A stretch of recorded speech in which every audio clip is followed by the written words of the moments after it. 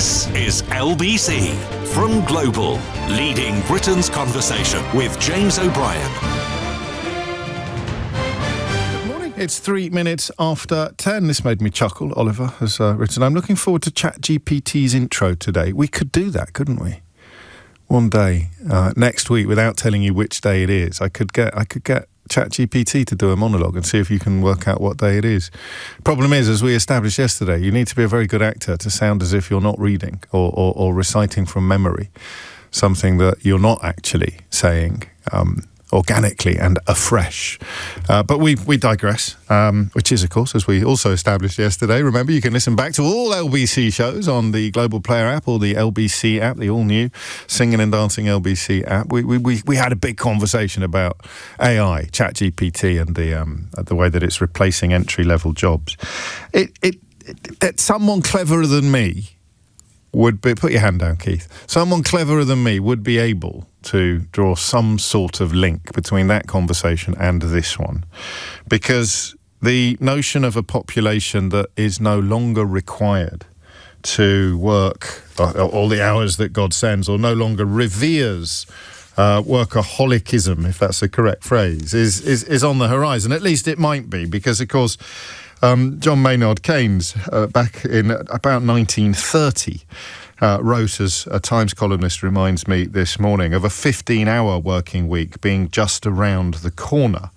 The notion that the very kind of acts of humanity would change in an age of leisure and of abundance has not exactly come to pass. And it may well be the same again.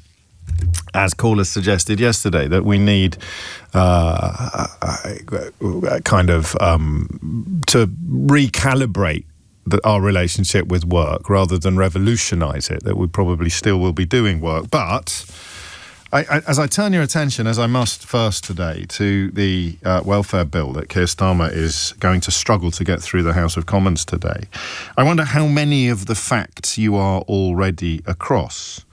So, if we go back to 2019, there were about 3 million working age adults, and that is people aged between 16 and 64, on either disability or incapacity benefit. Fast forward to March of 2025, and that figure had grown to about 4 million. So that's 1 in 10 of working age adults in this country who are in receipt of either disability or incapacity benefit. And tempting though it is to conclude that there has been an explosion in mental and behavioural disorders, that's the title of the category, it accounts for 44% of all claims, but back in 2015 it accounted for 39%. So it's gone up, but it hasn't come close to doubling or anything like that. I don't think it even counts as exponential. It's a steep rise, but it's not an explosion. It's not a game changer. Another story to which I think I need to draw your attention before we continue is a report from May of last year that there are almost zero recorded losses to the taxpayer due to actual fraud in the disability benefits system. Personal independence payment fraud stood at 0% in the financial year ending 2024. Disability living allowance fraud was 0.1%, which all statisticians would round down to £0 million. And yet this concept, this narrative of a sick-note culture and an insistence that we need to crack down on fraud seems to me to define and determine almost all of the discourse on this issue. And it's really confusing sometimes. How many times do I have to tell you that it's much better to be confused than it is to be certain? If you're certain of an opinion that you haven't thought about, or that you've built without, for example, some of the facts I've just shared with you, some of the evidence, some of the statistics, some of the detail, then your opinion is worthless. Listen, I know we currently live in a country, since the Brexit referendum, we lived in a country where opinions based on nothing are afforded, if anything, even more weight than opinions based on facts and evidence and expertise. But the pendulum will swing back one day. It has to. It has to. The truth will out. And this seems to me to be another one of those stories. PIP overpayments stood at 0.4%, which is about £90 million lost in a year. A drop, if you like, in the ocean, and down about £110 million on the previous year. So even on that one, the direction of traffic was very positive. So there are two, quotes, problems, end quotes here, okay? The first is that loads of people are currently signed off work or in receipt of disability payments. 1 in 10. Well, that's the first question. That figure strikes me as staggering. But it might not strike you as staggering. I've got one more statistic for you in a moment. And the second one is this widespread perception, and this is the one that splits into two, a widespread perception that a lot of people on these benefits do not have to be on them. Now, whether you're buying into the narrative of fraud and exaggeration, or whether you are, as Keir Starmer is trying to do, selling the notion that with the right help and support, a lot of people currently in receipt of these benefits, a lot of people currently not working who want to work, could actually be helped back into work. Those could be true at the same time. My instincts and my evidence tells me that the second category, the people who want to work but don't live in a country that accommodates their needs and disabilities, is a much bigger issue here than the people who will somehow go running to work if they are hungry enough or if their lifestyle is sufficiently diminished. But both could be true at the same time. Both could be true at the same time. The problem is that none of us know. You know? None of us know. The story of the anecdote about somebody somewhere claiming something they don't need is interesting, right? But it should not be used to define an entire constituency of people, in this case 4 million people. So the sense that because you know someone who knows someone who knows someone who's swinging the lead on this issue means that you don't trust the figures, that 4 million must be absolutely bogus. 1 in 10 just seems too high. So I don't think there's anything cruel or callous or largely conservative about saying we've got to get that number down. I wonder if that's the phone-in question this morning. Is it callous simply to say we've got to get that number down? Because the other statistic that always surprises me, I've touched on it with that massive increase between 2019 and 2025, but we came out of the back of the pandemic and things ballooned. Things went up by a lot. And I think we overlooked the possibility that the virus has, I don't want to use a rude word here, but I'm sure you can imagine which one I would if I did.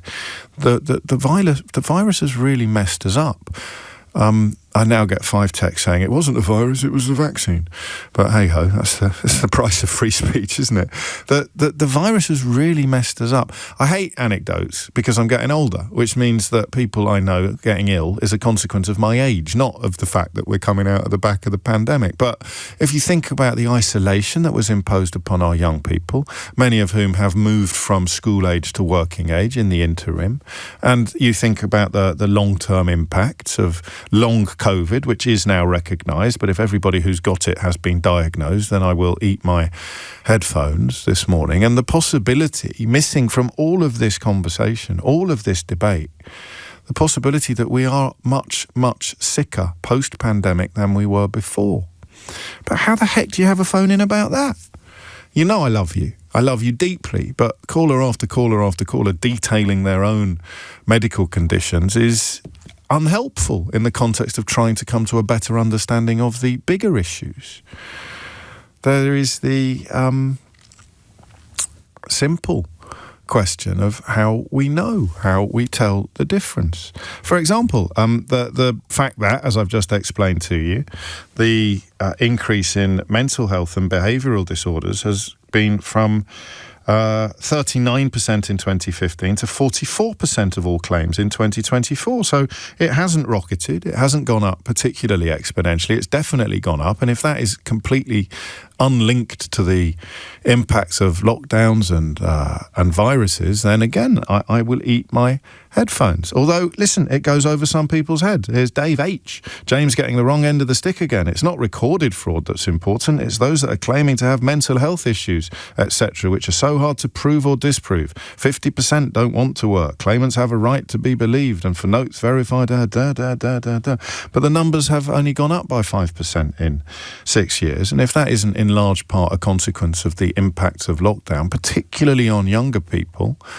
who have, I don't know whether agoraphobia is the correct diagnosis, but the number of young people who find what you and I consider to be normality imponderable is huge. And that, for me, and again, this is based on what you've told me, that for me is again probably a large part of economic inactivity, which remains one of the big mysteries of our time. The number of very young people, 16 to 24, not 16 to 64, who operate in a sort of economic limbo, still dependent on their parents, in some cases, but not all, still receiving welfare, because the relationship with work that we were brought up to believe was baked into our society has been broken. You tell kids they can stay at home for months during their most formative years. Then when they reach school leaving age, they are not equipped in many cases. And of course, the poorer they are and the worse their home life, and the more likely they are to be deprived or coming from dysfunctional families, the more likely they are not to have been helped into a place where they can get up and go to work. So what's the phone-in, man? We can't do it, can we? The COVID question, whether or not that is going to be a large part of this, and Keir Starmer appears to me to be ignoring it. You can't deal with the weirdos claiming that everybody's a liar. That dreadful organisation, the Taxpayers Alliance, is pumping stories into newspapers again about, I think, 5 people on PIP of claiming it because of acne, and that apparently is proof that they're all fraudsters. If 5 people in the country have got acne so absolutely vicious that it pushes them towards something like agoraphobia, then I'm perfectly comfortable to recognise that they're going to need help that people who do not have life-crippling acne are not going to need. But this desire from the right, and it's always the right, to create the notion that vulnerability is fraud is hideous. So that's the Scylla and Charybdis for me. 1 in 10 seems so high. It seems too high. 1 in 10 adults of working age on a disability benefit seems to me to be too high. Maybe it isn't. You tell me. It doesn't seem to me to be cruel or callous or corrupt to claim. It's quite pleasingly alliterative, wasn't it? Cruel or callous or corrupt to claim that number can be reduced, and the only organs that can reduce it are organs of government, government institutions. So, I will ask you this, and I know it plays into the negative narrative slightly, but how would you? Well, no, let me tell you. I'll ask you the compassionate question first. What help would you need to go to work? So you're currently in receipt of, I mean, lots of people in receipt of PIP, of course, are already in work. What help would you need? What plausible help would you need from the state? I'm a big fan of the state. Everybody who understands anything and is not super rich is a big fan of the state. It's like that old line about the only people who wouldn't be fans of the state are billionaires and idiots. And if you want to find out which one you are, just check your bank balance, okay? So what help would you need? And keep it clear, if you can, to go back to work. Because huge parts of this proposal, this bill, involve things like work coaches in GP surgeries, addressing the issue. And again, I worry that what are these jobs that are empty that people aren't doing? But again, you know that with the right help, you could work more, whether you're going from 0 to X hours or whether you're going from X hours to Y hours. What help would you need? What help would you need to work more 0345 6060973, because the government have absolutely blown this. They've absolutely muffed it up because they're not having this conversation. It might not be their fault. It might be the lens of right-wing media once again distorting reality, but we're not part of the right-wing media, you and me. And yet we feel the discourse has been defined by savings and cruelty and costs and pushing people into poverty, when in fact what the bill is designed to do is help people who want to work. So what help would you need? 0345 6060 973 is the number you need. Second question, and I don't like asking this, but if we are going to accept the narrative that lots of people are languishing on these benefits, lots of people could work but won't work. So the two crucially different categories, not working but want to work, need the right help, and then not working and don't want to work and possibly don't need the benefits that you... How do you tell the difference? 0345 6060 973. I don't think you can answer that question, but I'm going to encourage you to try. So what help would you need? And how do you tell the difference between people who want and need help to work more and people who fit the Daily Mail, the Rupert Murdoch, the LBC caller historically's conviction that they're all swinging the lead and they're all lying or exaggerating or embellishing and choosing to live lives of indolence and indulgence upon the taxpayer's shilling? How do you tell the difference, particularly, of course, in the context of invisible conditions? Help me out with this one. I think it's important to have honest and open, evidence-based conversations when the rest of the world is going to run at breakneck speed in the opposite direction. It's 10:20. James O'Brien on LBC.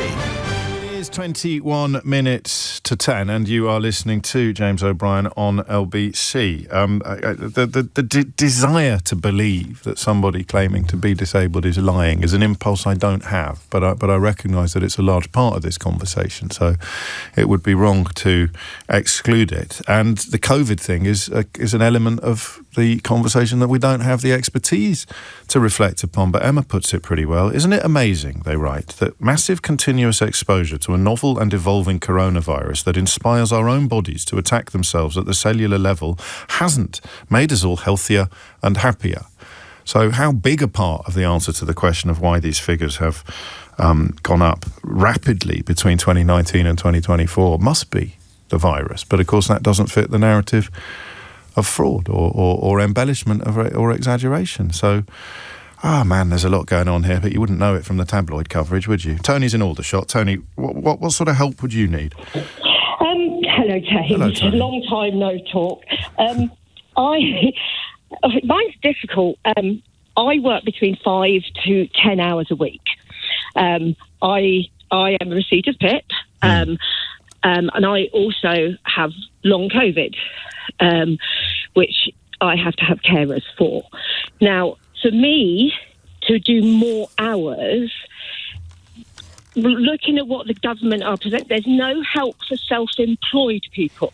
So what help would you need? What might, if we could write a kind of prescription for you, what would it look like? So it would, I don't deal with people face to face. No. Because I look after dogs. Okay. So for me, there is still that stigma on mental health. Yes, I know that, as people say, the doctors will give a pill, but there are genuine sufferers. I have an assistance dog for my mental health. Yes. Now, for me to go out and canvass for my company, I would have to meet people, and for me, I'm shaking even thinking about that. Okay. So that's anxiety. Oh my God! And even thinking about it makes me sick. No, I know. You see, this is one of the favourite conditions of the kind of tabloid genius, isn't it? The idea that because they sometimes feel a little bit nervous about things, they think that you just need a big kick up the backside and you'd suddenly get over this condition. And you know what, James? Go on. I wish I could. I know you do. I know you do. But I also know that there will be someone with the same diagnosis as you who is exaggerating and is not being completely honest. But I still believe that those numbers would be negligible and that they shouldn't dictate the conversation. I probably shouldn't even have brought it into this. But is there anything that could help you with that, Tony? I think it's... first of all, I think there needs to be more research done on long COVID. That not enough of the NHS trusts know enough about long COVID yet. There needs to be more research on that to help the people who have long COVID. Some have difficult breathing. I suffer with fatigue and my muscles. I take painkillers every day because my muscles feel like 100 daggers. Like I'm being. Okay, I just forgive me for but you know how it works. I'm going to push you to the question that I'm asking, if I may. What might? Hang on, you can't answer it until I've asked it again. What might actually help you? Because as in this time next month or this time next year, you're doing more paid work than you currently are. I would need more mental health from a mental health professional. Yes. To help me, and I have it already, but extra, not just 12 weeks worth. And also, I would need to do more help with my long COVID to help me. So that would be sort of rehabilitation and occupational therapy and things like that. And I don't think there's much of the second on the agenda in the proposals that will be in the House of Commons today, but there is on the first. I mean, this is. I mean, perhaps the title work coach is unhelpful, but the idea that a professional would help you learn behaviours and break patterns that would enable you to do more than you currently do. That's the problem, though, isn't it? Is that you would need proper counselling and proper help, which would cost some money, and it wouldn't address the people who think that anyone suffering from debilitating anxiety is just got butterflies. You know, just feeling a little bit nervous about doing something when it is actually. I mean, you know, I'll go off piste now. Tony, thank you, because I'm not talking about Tony. Let me make that absolutely clear. But self-harm is closely related to the kind of anxiety that would be medically diagnosed. So rather than face normality or reality or the outside world or whatever you want to call it, some people who engage in self-harm will hurt themselves in order to try to briefly silence the noise in their mind. But here's a Daily Mail columnist to tell you that they just need to pull their socks up and develop a stiffer upper lip. It's not helpful, is it? It's not helpful. What would proper help look like? And part of the purpose of this conversation is to detail how hard it is to identify. But if the government had come at it from this angle, I wonder whether the politics of it would feel different. I don't know. Tim's in Brixton. Tim, what would you like to say? Hi, good morning. Hello, I've got some thoughts around what you've just said, but also you started the commentary today with around how the link between the various different subjects. And I think not only the first two you mentioned, but also all three, I can find a link. And that link is around mental health and identity and purpose. And I think, you know, based on the conversation you're having right now, I agree with the previous caller, and also, big advocate for the fact that actually many people do generally real time have significant challenges, stresses and problems in their life. And that's probably why there is no £0 fraudulent PIP claims, because frankly, there is a lot of people that are very lost. They don't feel valued and they can't see the reason to get up in the morning and go and work a monotonous, mundane job with very little potential. Are you one of them? Income.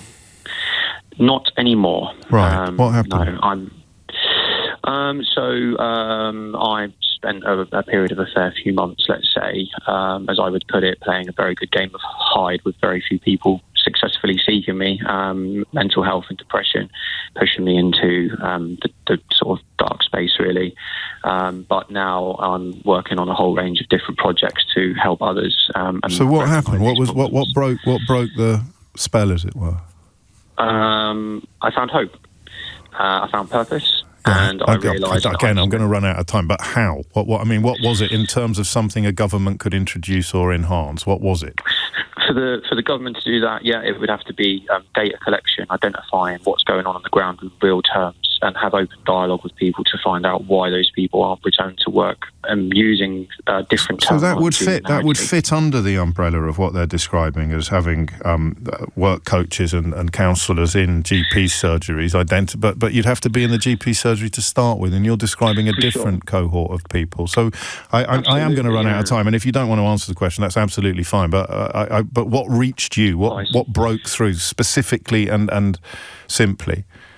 Finding self-motivation to go out and find the experts outside of the GP surgery and not going down the rabbit hole that is the mental health practitioner's office. Right. I'm sorry, I don't understand, but I'm sure that's my fault, and I've given you 3 or 4 opportunities to explain it, and I'm sure it's me being slow on the uptake. But in terms of something that you could put on a piece of legislation or something that you could hire someone to do tomorrow to help someone in the position that you were in. And again, I'm sure I misunderstood you, but the idea that mental health practitioners aren't helpful to people with poor mental health is obviously not what you intended to suggest, but that's what I heard. And that would be absolutely ridiculous. That's the problem. Again, 2 calls and 2 problems in identifying precisely what would help, which might be why the conversation has moved away from that, because it's almost impossible. We're going to put work coaches in GP surgeries. What if that's a good idea? And yet we're so conditioned as a population to think, well, that's a bit new.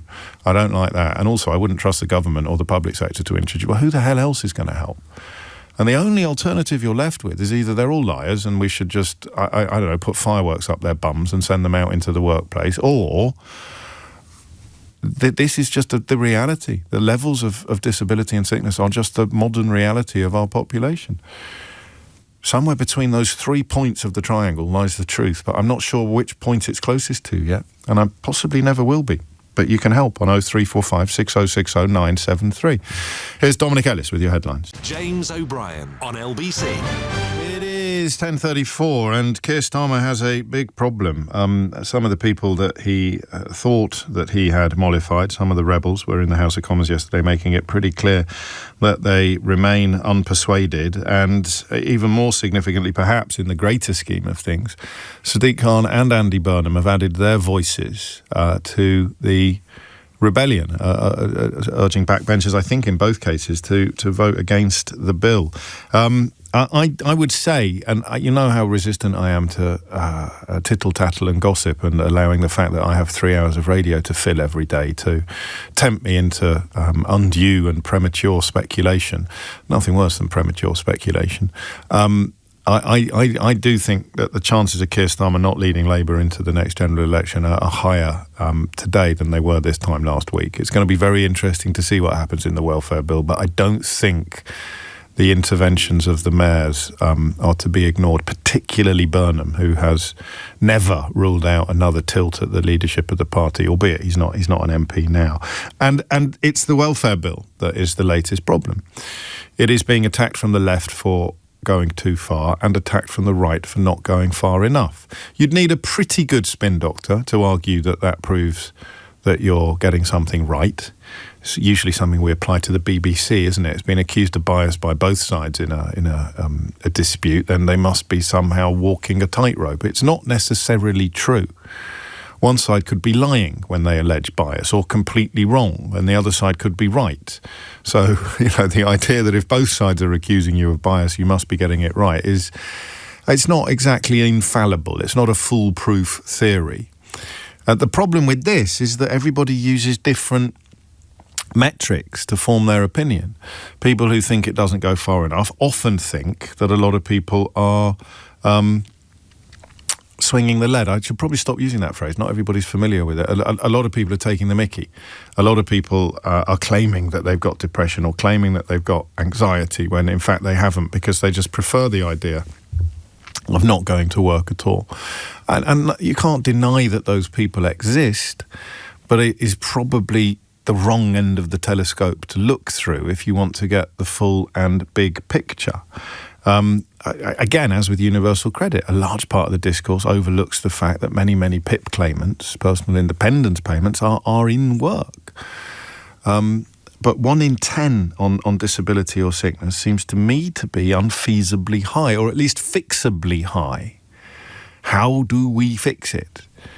And I don't know what the answer would be. And you don't all sound cruel. Let me make that absolutely clear. You're telling me you have to work and you've got issues and you don't have the choice to opt out. But of course you do. If it's such a cosy existence living on disability benefit and you've got issues or problems that you think would qualify you for it, then you do have the choice to opt out. You can go and jump through those undignified hoops tomorrow and opt for this life of leisure that you apparently believe exists. But some people making that argument don't sound cruel. Let me make that clear. The problem is that what would you do then? Something like anxiety, which is, I mean, inexpressibly hideous and linked to so many other things. I've mentioned self-harm, eating disorders, so many other things that you would probably feel sympathy for. How do you prove? How do you market? How do you tell someone? How do you find out someone's not being completely honest? What if they are suffering from hideous anxiety? What's this message? What's this method you're going to use to identify the liars without massively exacerbating the issues and the problems and the illness of the people telling the truth? There you go. I've never thought of that before. It's worth thinking about these things, isn't it? It's a bit of an obstacle to coming up with pungent, strong opinions that you can sell to the Daily Mail for coins. But what's the test you're going to do? So here is a genuine sufferer from crippling anxiety, life-changing, life-limiting anxiety. And here is someone pretending. What are you going to do to the real one to establish the fact that they're not the fake one? A highly anxious, medicalised anxiety. What are you going to do to... See? It's tricky, right? Martin's in Runcorn. Martin, what made you pick up the phone? Oh, hi, James. Hello, mate. First-time caller. Welcome.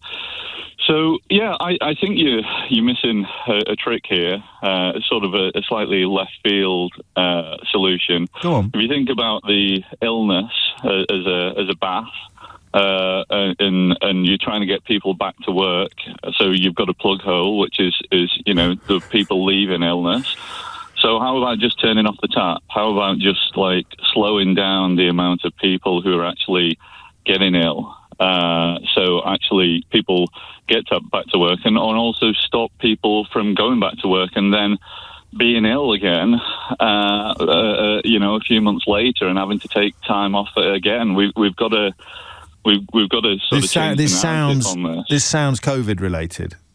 It is COVID related, but without sort of getting all the tinfoil hat brigade up in arms. We're not out of the pandemic for a start. So, my partner, she got COVID in the first wave. She was a hospital doctor, and she got long COVID as a result of that. And she basically she lost her job. They didn't renew her contract. Like a lot of doctors are on 12-month rolling contracts, so they didn't renew a contract. But she retrained as an occupational physician. So she's actually the doctor you go and see to get back into work afterwards. So she sees a lot of people who are trying to get back into work. Well, first of all, there's not enough occupational physicians out there who are actually helping people get back to work in terms of reasonable adjustments.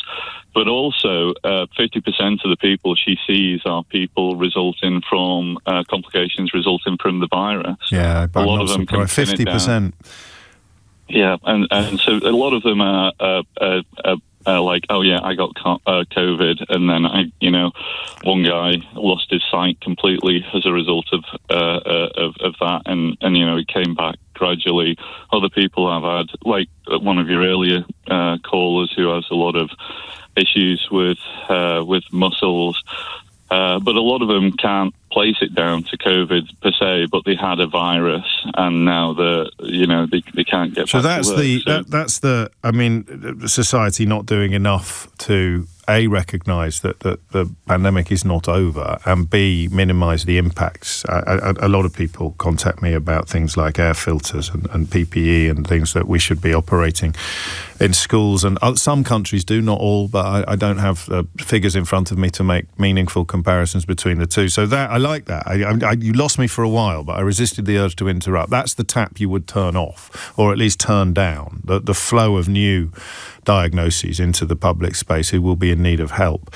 But then the people that your wife helps back to work, what so we need more people like your wife. We need more people on the NHS payroll doing occupational physician work. But what would that involve? What would be, if you could wave a magic wand, what would your wife ask you to conjure up for her? Well, a lot of things are sort of reasonable adjustments. So sometimes, and again, it touches on a lot of things. So you've got Daily Mail saying everybody needs to get back to the office. Everybody needs to get back to the office. Well, yes. For a lot of people, working from home is actually a lifeline. They can work and they can work effectively, but they can't work effectively in the office. And that pendulum seems to have swung. Daz has been in touch just before you came on. I need simpletons, he writes, to stop demonising working from home. I could work full-time if I didn't need to leave the house, but it's impossible to find working from home jobs at the moment. Even if you search exclusively work from home on the websites, once you read the details, they all require you to be in the office 2 or 3 days a week. And that does seem to have been a media-led rebellion, doesn't it, against a new status quo. So that would help. For example, what else are we going to put on that list? So, and a number of your callers have mentioned about sort of mental health and access to not just the 12-week program or the cursory. See, here's the problem, Martin, that you've really highlighted, and that we can split ourselves right down the middle. We can split the population right down the middle between those who think the answer is to take mental health more seriously, like you and me, and those who think the answer to the same problem is to take it less seriously, like some of my texters. And not all sounding cruel, but all sounding convinced that the way out of this, statistically speaking, is to better identify the fakers, the malingerers, or the exaggerators. That's mad, because that means you're taking mental health less serious. So 2 people present claiming depression or describing crippling anxiety. And half the population says, right, bullwhip time. We need to bully them back to work. Stick. And then half the population say, carrot. This person could work if they were allowed to be at home 5 days a week. Or this person could work if they had the right support, if they received the right therapies, if they had the right counselling. We're never going to get those 2 positions to meet in Brexit Britain, are we? When the biggest rewards are reserved for the people with the strongest, most ill-informed opinions. It's coming up to 11:15. James O'Brien on LBC. It is 10:47. You're listening to James O'Brien on LBC. I sometimes happens, doesn't it? You stumble into something that hasn't occurred to you before, but it probably explains why some people are so resistant to thinking about these issues before arriving at pungent conclusions. If you are presenting with depression or serious anxiety, a really truly debilitating mental illness, and you live in a country where significant swathes of the population have been persuaded that you're a liar, what test would you bring in to establish the truth of an individual case, without, of course, making the life and the plight of the genuine sufferers infinitely worse than it was before you applied the test? I don't know, but we should probably keep that in the back of our minds. And the question of what would actually help. I'll tell you what wouldn't help. 99% of the journalism around this issue is not helping. And the politics isn't helping. People on the left accusing the government of going too far, people on the right accusing the government of not going far enough, and nobody really stopping to say, why are these numbers so high? What if the answer is not behavioural or social? What if it's purely medical or almost entirely medical? And what if the blasé, celebratory emergence from the worst days of the pandemic actually harm us rather than help us? That we are dealing for now and possibly forever with the aftermath and the continuing impacts of an evolving coronavirus that encourages our bodies to attack ourselves. And again, the stupidest contributors to public discourse are often the loudest. The people who say they don't believe something exists because they've never had it or they've never encountered it. I remember when the Brexit food shortages happened and people started sending me pictures of shelves that were full, as if that proves that there are no empty shelves. Here's a full shelf. That proves that there are no empty shelves. I don't currently have a cold, therefore colds don't exist. I mean, it's extraordinary, isn't it? I had COVID and I didn't go blind. Therefore, I refuse to believe that. But there it is. I guess there's some comfort in it, perhaps. 10:49 is the time. Chaz has been in touch with another genius idea. He says you could use a lie detector, James. What do you think lie detectors detect, Chaz? Stress, mate. You're suffering from crippling medicalised anxiety and you are told to take a lie detector test. I'm going to bet you £1 to a penny that it's going to massively increase your stress levels. In fact, the more genuine you are, the more likely you'd be to fail that particular test, I suspect. Daniel is in Chesterfield. Daniel, what made you pick up the phone? Well, you asked the question earlier on, how can we fix the system? And as somebody who's been in it my entire adult life, you know, because we've spoken on this before, see, I'm the one who's registered blind who keeps getting turned down by employers. Yes. Employers need to stop. It's not the disability that's the problem. It's not the system that's the problem. It's the employers that are keeping us out of the system that's the problem. Yes. You know, because I fall into the camp of being one of the claimants who's got a physical condition rather than a mental condition. Yes. You know, I suffer from retinal dystrophy and fibromyalgia, both of which are crippling conditions. Gosh. And, you know, I've tried my absolute hardest to find a job with employers, and they just keep turning me down as health and safety risks. And I'm not the only one who suffers this. I spoke to one of your colleagues, and it was clipped and put on your Instagram page, and there were, you know, loads of other people in my condition saying they've heard that exact same phrase. But in turn, there were also people saying, why can't you just sit at a desk and answer phone calls? Yeah. Simple question. It's not as simple as just sticking me behind a computer and saying you can work. Bearing in mind, I can't just read something off of a screen. You know, I can't just read a script. You don't need to explain this to me, or indeed to the massive majority of people listening. The kind of people who reply to those kind of Instagram posts are not really worthy of your attention or mine, because they are. I think the technical term is gibbering idiots. But what? Okay, would you allow me to ask what if you could write your own job description? What might it look like? Well, for me, I trained as a technician, somebody who can build computers from scratch, even without my eyesight. Gosh. You know, not only did I build my own computer, I built my husband's computer, I built my ex-partner's computer. You know, I am more than capable of doing the job, and I'm just as capable as any fully sighted person. But they won't give me the chance, and that's what I want to do. I want to be a hardware technician. You know, I want to be the person that builds computers and sends them out to people, or repairs computers in an office. But when I've applied for jobs of that description, it always comes back to the same thing. I told them I was blind in the interview, and they started immediately jabbering on about health and safety, and they gave me a specific example. They said, right, well, how would you as a blind person carry a computer from one part of the office where it's been repaired back to the part of the building where it's required? And I gave them the answer, which is, well, I wouldn't. I would ask a colleague to do that for me, and that would come under reasonable adjustment. And then they said to me, well, and they started stammering. Yeah. And it's just, you know, they always have an excuse. And if you go on the government's website where you can find jobs, if you find, there's a checkbox where you can check it for disability-confident jobs. Do you have any idea how much the percentage is of disability-confident jobs versus non-disability-confident jobs? No. It's very, very low. I can't give you an exact figure. Flip it out, Daniel. You built up all the tension there. I thought you were going to give me a number. I thought you were going to... But I take your point. I'm just teasing you. I would like to, honestly. I would probably ballpark it somewhere at maybe 5%. Sure. That's a ballpark figure. And you...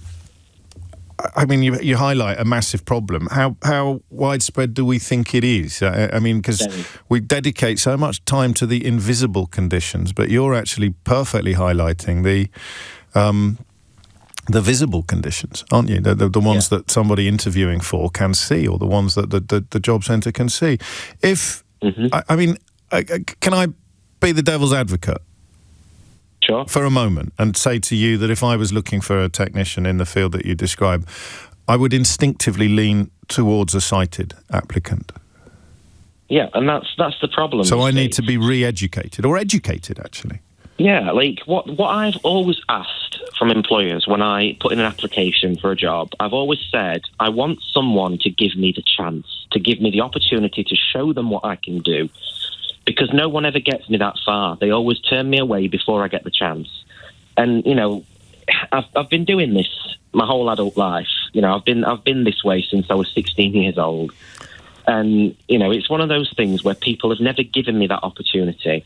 I'm sorry, so sorry to hear this. I mean, again, forgive me if I'm being crass, but could you not just stick a computer that you'd built under their noses and say, here you go, I could do this? If it was that easy, I would. I know. Unfortunately, you can't just carry a great big PC with you to a job interview. As much as that would probably, you know, show them the point. And how might we do this? How might we? I mean, using you as an example, without knowing for sure how representative you are, but that doesn't matter in your life, in your existence. What do we want to do? We want somebody somewhere. We want an employer to sign up to a scheme that opens their eyes to the existence and desirability of employing you. Yeah, what there needs to be action from the government, which unfortunately I doubt this will ever happen. There needs to be action from the government that shows these employees and says, right, you need to give these people a chance to demonstrate their skills. You need to stop turning them away before they get this far. And one way they could do it is they could start off with a knowledge quiz, which is how most interviews will probably do, where they'll ask you questions about what you can and cannot do. I've got all the verbal jargon. I can babble away about computers till I'm blue in the face. And once they've done that, they ought to say, right, you sound like the ideal applicant based on what you're telling us. Let's give you a chance. Let's put a computer in front of you. Yes. Build this computer. That's what they ought to do. They ought to be a practical test there as well. And they can apply this to many, many other types of things as well, where if somebody's got one obstacle, you find a way around that obstacle and allow them to demonstrate it by not having that one hurdle in front of them. And that's the problem. They'll never do that because it's too much effort. It's too much effort for them to do this for us when they can just go towards an able-bodied person instead. And It isn't just employers. The job centre have also got a part in this because, you know, I've been under a work coach recently where I've had poor mobility over the last couple of weeks, so I've tried to get an appointment to be moved with them, but then nobody's contacted me back. And even this work coach that I'm seeing willingly, I might add, I don't have to see a work coach because of my condition, but I choose to. And, you know, even he said to me, you know, there's no guarantee we can help you. Said, you know, we can't just wave a magic wand and make an employer take you. Yeah. You know, they're always telling me there's no guarantee they can help me. And that's the problem. There are people like me out there all over the place that are willing to do our bit and contribute, but nobody will give us the chance.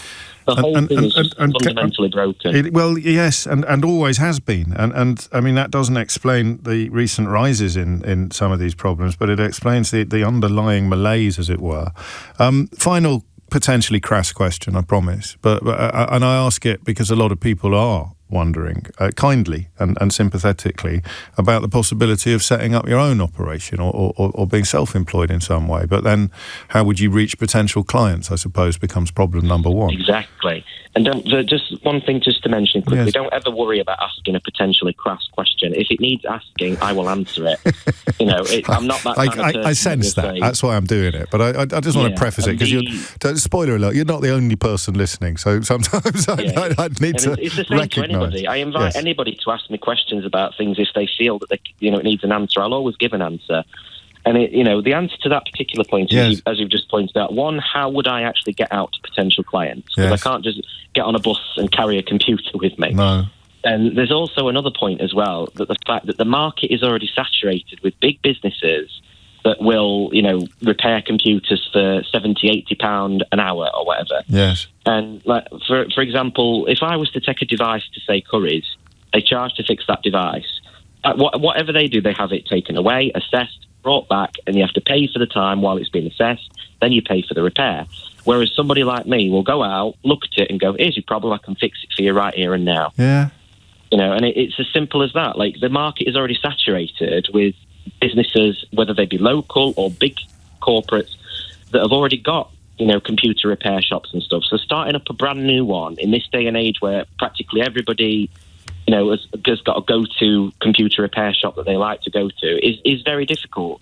Because I did consider this option. There was a course I went on called Be Your Own Boss.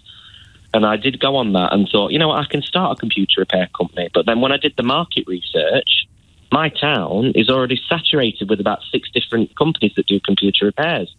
And not one of them would give me the opportunity to work for them. Yet how am I supposed to start a business that will compete with them? Yeah, no, I mean, these are massive problems, obviously, and brilliantly articulated by you. I know that's no comfort at all, because it doesn't add to the chances of diminishing the size of the problems at all, but it's nice to recognise the realities of existences. And there will be some people, again, expressing themselves in sympathetic terms, who would suggest that you probably need to think about doing something else. But with blindness and fibromyalgia, I think it's fair to say that almost all of the problems you encounter in trying to persuade an employer to take a chance on you would apply across a huge range of sectors. In fact, all of them. And therefore, why not focus upon the thing that you have an obvious and communicable passion for? It was shining out from the radio. It's just gone 11 o'clock. I'm minded, I think I want to wade back into the conversation that we had yesterday. Can you guess which one? James O'Brien on LBC. 4 minutes after 11 is the time, and I'm going to return to the territory and possibly even the question that we looked at yesterday with regard to Glastonbury and the punk rap act Bob Vylan's calls for, quotes, death to the IDF, end quotes. And the reason is that some of the stuff that we touched on yesterday has become even more pertinent, I think, today. Yesterday evening, or sort of late afternoon yesterday, quite a few of you got in touch with me to point out that the BBC's website had two stories adjacent to each other. So if you were looking at it on your phone, or if you were looking at it online, then these two stories would have appeared to have had equal and opposite force. And even as a relatively seasoned media professional, I was genuinely taken aback by it, so much so that I wondered whether we got a few things wrong yesterday when we were discussing this. And these are the two stories that sat next to each other on every screen in Britain that was minded to tune into the BBC's website at the same moment, okay? Story number one, police launch criminal investigation into Bob Vylan and kneecap Glastonbury sets.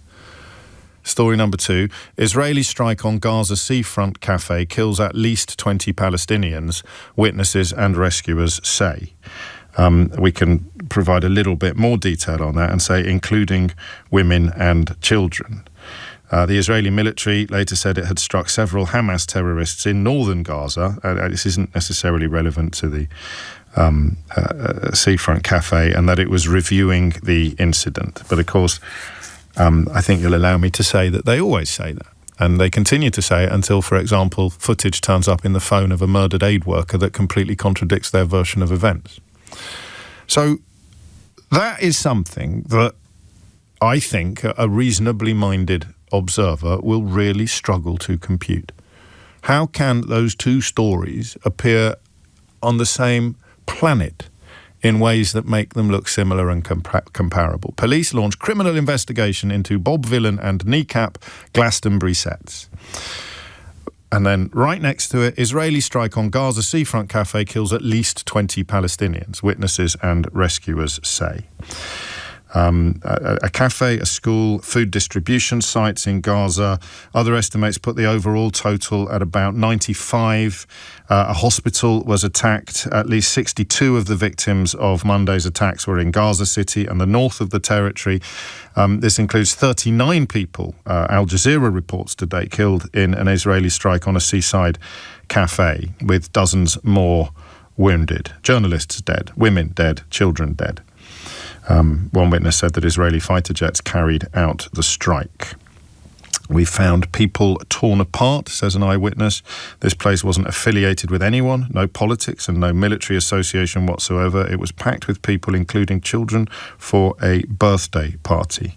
And Hani Mahmoud, reporting from Gaza City for Al Jazeera, where, I would remind you, LBC are not permitted to send journalists, said the attack on the cafe occurred, quotes, without any warning. This area serves as a refuge for many traumatised and displaced people, offering some relief from the oppressive heat of the tents.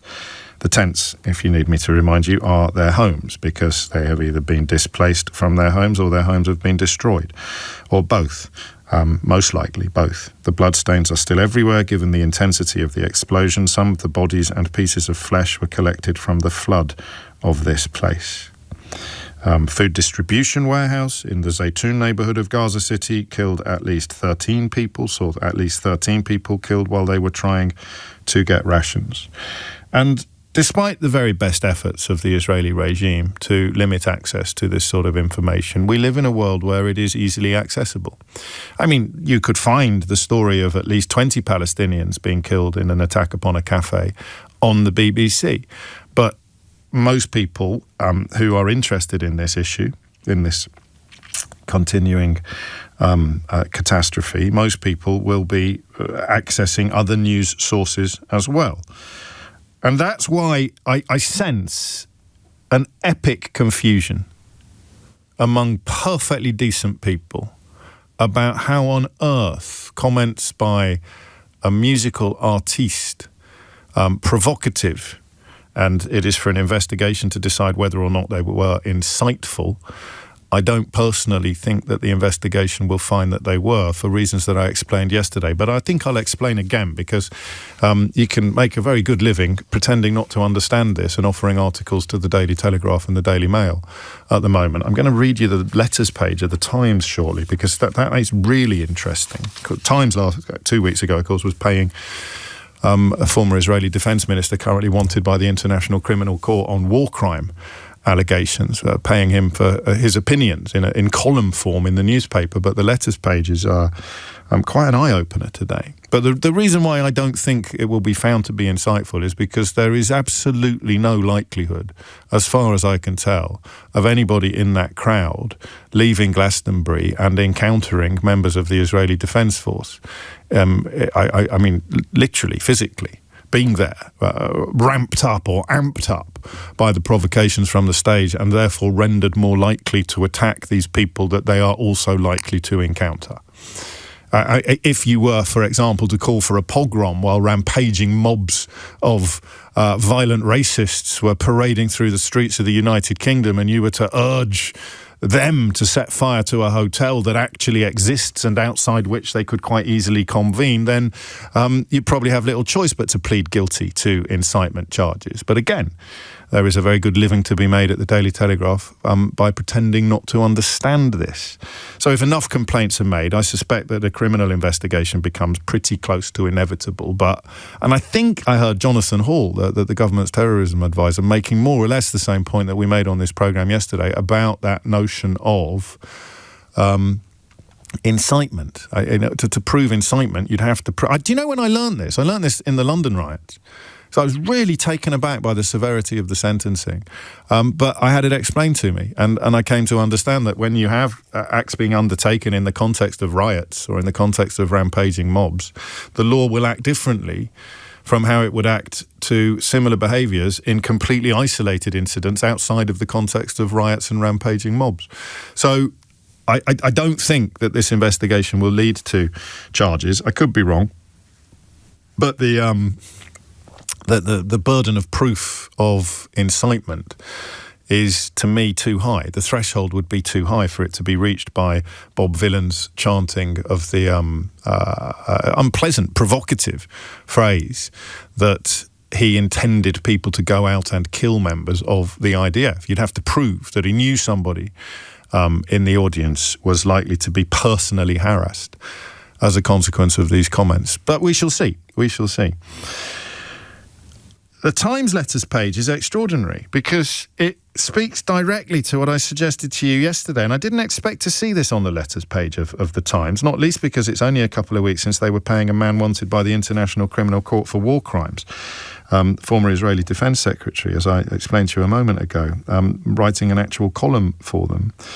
But let me give you a flavour of the letters page of the London Times this morning. What a great many of us really find appalling, to use the Prime Minister's word, to describe the nonsense spouted at a music festival by a band very few had previously heard of and even fewer will remember next week, is that he is more outspoken in his condemnation of this futile and forgettable puerility than he has ever been about the Israeli regime's killing of tens of thousands of Palestinians, including those desperately queuing for aid. This is a letter to the Times, not the Socialist Worker, and that was by a chap called Richard Bryant in London. Also in London, Thomas Saunders writes, I confess to being baffled by the criticism of the BBC for continuing to broadcast Bob Vylan at Glastonbury when the band's singer started to lead a chant of death to the IDF. When a newsworthy event, as this clearly was, occurs during a live broadcast, surely cutting the feed is the last thing a broadcaster should do. It can hardly be interpreted as some form of endorsement. I hadn't thought of that angle. I'm not 100% sure I agree with it, but it's completely at odds with calls for heads to roll and up to the Director General of the BBC, people calling for his head today. Another letter, this one from Pontyclun on the Rhondda. The call for the deaths of IDF soldiers is to be condemned. It was shameful and inexcusable. However, it was almost to be expected given the continuing killing of Gazans by Israel, which is just as inexcusable. I'd go further personally and say it's considerably more inexcusable. In his comment article, Danny Cohen blames the BBC and the organisers of Glastonbury, but omits to mention the continuing attacks on Gaza. We need to get things in perspective. Stafford Trendall in Overton, Hampshire writes, Sir, it is outrageous for anyone to suggest that the BBC should censor events as they happen. The event was broadcast live. Taking it off air would have given even more publicity to this evil rant. The BBC should not under any circumstances be a party to censorship. The honesty of its output would never be trusted again if it were. Jill Davidson, also in London, writes, Bobby Vylan must be thrilled that not only was his venomous chanting on stage featured on the BBC, but also on the front page of several national newspapers. As a friend of many Jewish people, I am horrified that this publicity was given to him. And on it goes. Peter Cotterill in Sprotborough, South Yorkshire, writes, Sir, if the politicians scrambling to condemn a minor pop group at Glastonbury had stayed their outrage for a few minutes, they would have seen in the same news broadcast the bodies of children being brought out of the rubble in Gaza, killed by the IDF.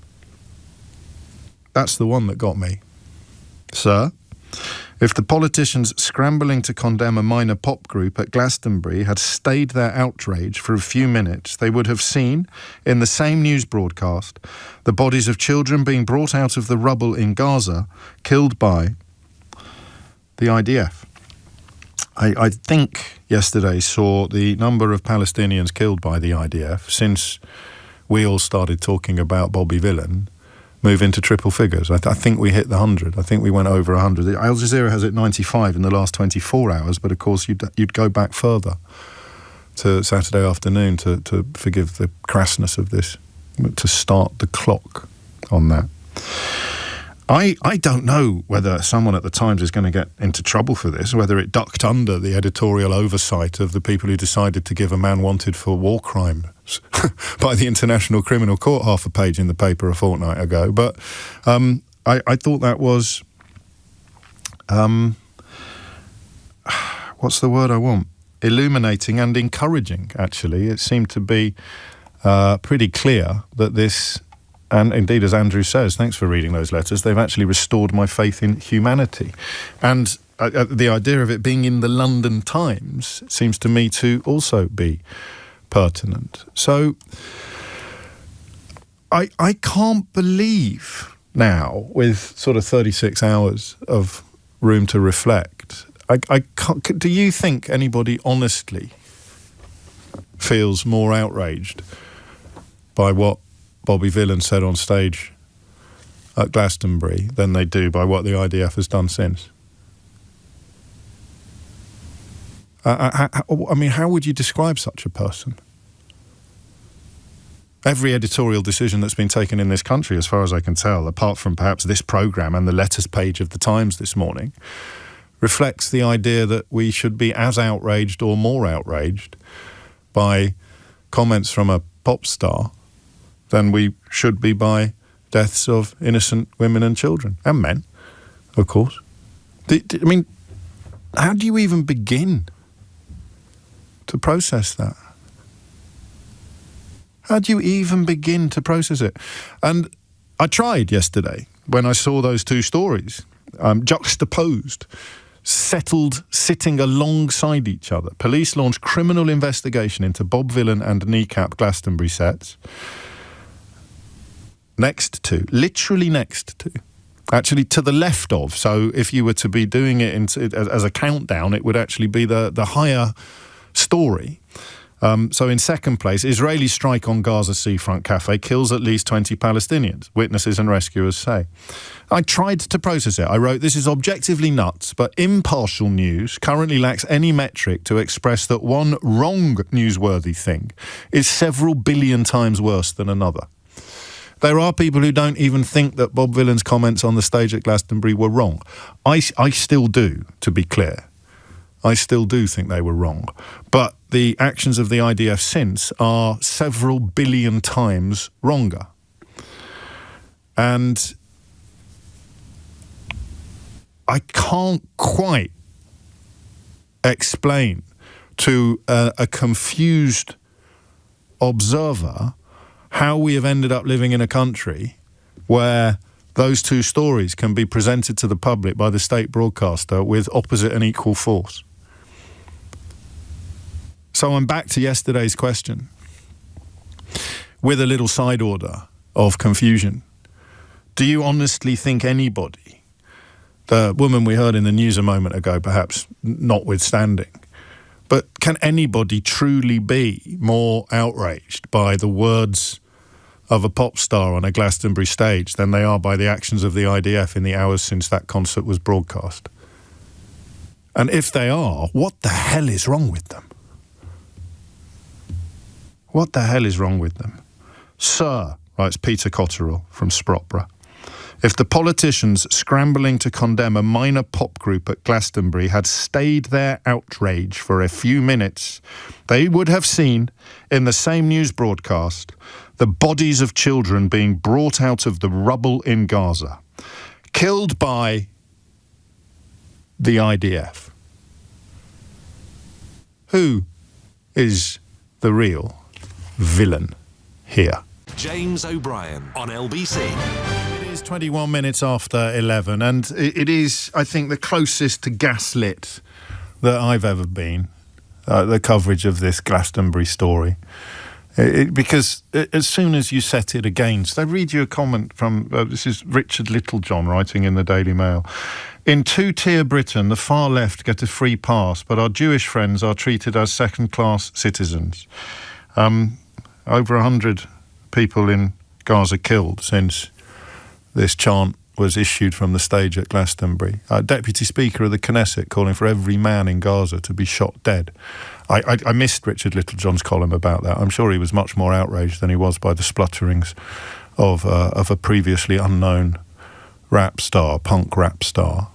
But, I mean, how can a country, how can a media reflect upon these two events in the same space and conclude that one is somehow more shocking than another, somehow more newsworthy? Women and children murdered in a cafe. Why?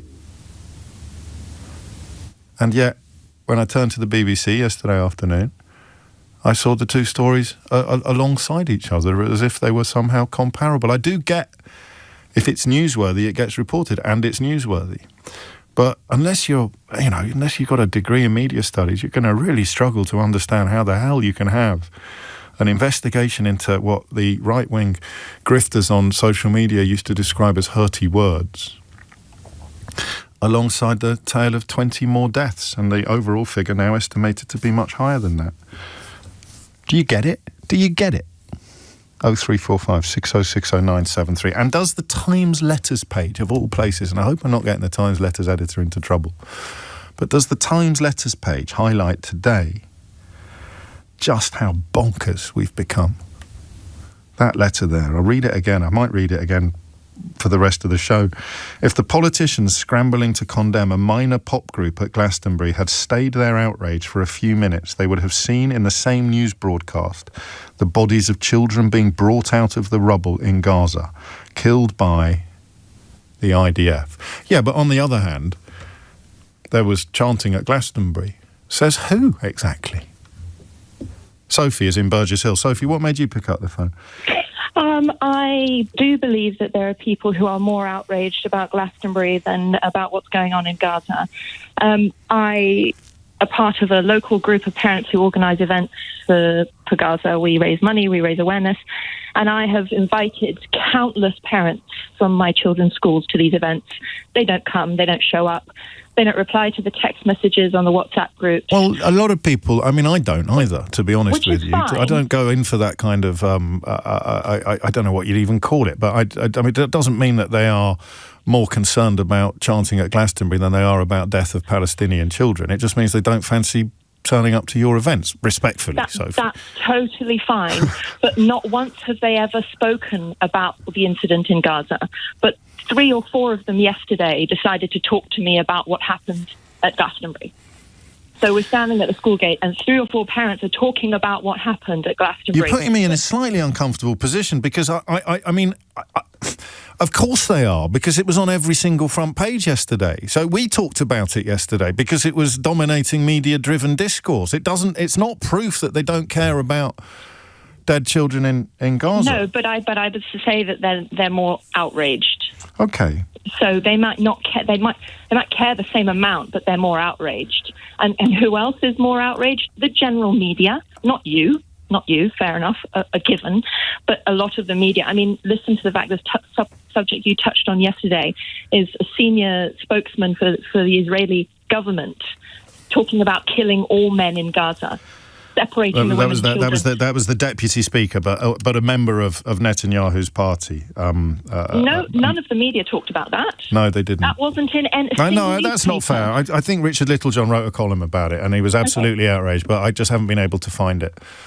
Neither have I. No, it's funny though. Neither have I. But so there, in my mind, from my point of view, from where I'm standing in the circle that I'm in, those are 2 perspectives that seem more outraged by this ban that nobody had ever heard of, based compared to what's actually happening day on day for 600 plus days now. You know, it's been going for a long time. There have been 600 days. And are you? I mean, I think you possibly are as taken aback as I am then by the tone and the contents of the Times letters page today, because it seems to reflect your feelings rather more than the editorial direction that the paper itself has taken in recent months. I must admit, I have not tuned into the Times today. Here's I don't the letter. regularly tune into No, the letters page, not the pretend radio station. If the politicians scrambling to condemn a minor group at Glastonbury had stayed their outrage for a few minutes, they would have seen in the same news broadcast the bodies of children being brought out of the rubble in Gaza, killed by the IDF. And the mystery that we're trying to unravel today is how anybody could see these 2 events in the same universe, let alone on the same page. Sophie, thank you. And just for the avoidance of doubt, I didn't mean to offend you by suggesting that I wouldn't turn up necessarily for your events. I'm sure that they are wonderful and worthy, but I'm just a little bit allergic to that kind of human contact. Naz is in Enfield. Naz, what would you like to say? Just that I'm heartbroken. I saw film, live footage of bodies being brought out, and the fact that people are just, so Yvette Cooper thought it was much more important to talk about Bob Vylan or whatever than it was about the people in Gaza. Did she? Yes, she was talking against, she was talking of how how terrible it was. I was watching Parliament, and not one mentioned the Palestinians. I'm sure there was. I'm sure there are people in there, but not. Nobody murders, and they're being murdered every day. And we use the word killed, and we use these words. And I don't like what Bob Vylan says. I don't think it should be death to anybody, like you. But I watched the UN yesterday as well, and the Palestinian representative was almost in tears. Again, he was saying, "Aren't we people?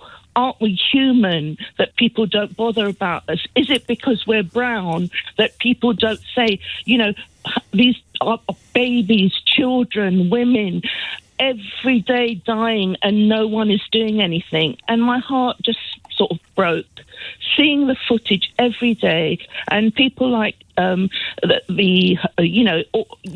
Labour Party members, they're not acting anymore like Labour Party members. They keep on saying, they just, so the BBC have been taken to task. Well, good, if that's what... But what about these children? Do you think that's a rhetorical... Is that a rhetorical question, perhaps, Naz? I mean, that are we less human? The answer from people who are more exercised by events at Glastonbury than by events in Gaza yesterday, the answer is yes, you are less than human. You are less human. You are less human than the people offended by the chants. And that's why you're dead. Yes, and I just see, it's just like... It's just as if the bodies don't matter, because this whole story has been like a few days now. And as you say, I watched the news. So first this was mentioned about Glastonbury, and then they said about, as an incidental, it sounded to me like an incidental. 23 Palestinians were killed in a cafe yesterday. What is this? It's like one. Well, there are some truths that we need to remind each other of, and something that happens in this country is almost always bigger news than something that doesn't happen in this country. Yeah. But that aside, and for me even more powerful was the juxtaposition on the website of the two stories, because of course the thumbnails are exactly the same size, and there's nothing they can do about that. But of course, two newsworthy stories describing a wrongness without having any ability to identify that one of the wrongs was a billion times worse than the other. Except that, of course, we're discussing today the existence of people who don't see that or feel that or recognise that. And they don't have to be brown. I wonder who can remember the names of the British aid workers, former members of the British military who were killed in a humanitarian convoy by the IDF in April of last year. I'll remind you after the headlines with Dominic Ellis. James O'Brien on LBC. It's 11:34 and you are listening to James O'Brien on LBC. We'll return to this extraordinary comparison of stories shortly. One about chants being made from the stage in Glastonbury, and one about children being killed by the organisation that the chants were about, and the genuine sense that some people seem more exercised by the former than they are by the latter, and I am wondering what the hell is wrong with them. But before that, this story that you've just heard in the news involving the jailed nurse Lucy Letby, you will be aware that this story has not gone away. I haven't gone anywhere near it because I don't really understand what's been going on. But this is a profound and important development that LBC's reporter in the Northwest, Liam Gotting, will bring us completely up to date with now. Liam, what's happened? Well, James, Cheshire Police say that as part of their ongoing investigation, 3 people who were part of the senior leadership team at the Countess of Chester Hospital in 2015 and 2016 were arrested yesterday on suspicion of gross negligence manslaughter. All 3 have been bailed pending further inquiries. Now, it is important to note that Cheshire Police say that this does not in any way impact any of the convictions of Lucy Letby, who was sentenced to 15 whole life orders for murdering 7 babies and attempting to murder 7 others. But after that long trial took place, Cheshire Police decided to continue looking into the Countess of Chester Hospital, focusing on senior leadership and their decision making to the increased level of infant fatalities. And that investigation has now led to these 3 arrests. A statement from Detective Superintendent Paul Hughes from Cheshire Police says that this is a separate offence to one of corporate manslaughter manslaughter and focuses on the grossly negligent action or inaction of individuals. He goes on to say that this is not the end of the investigation and that there is no timescale for when this investigation will come to an end. But just to reiterate that news, James, 3 people who were senior leaders at the Countess of Chester Hospital during the time that Lucy Letby was working there have been arrested on suspicion of gross negligence manslaughter. That's a helpful point to clarify that this is not in any way attendant on or adjacent to the media speculation about Letby's convictions, but it is, as you also say, not the end of the investigation.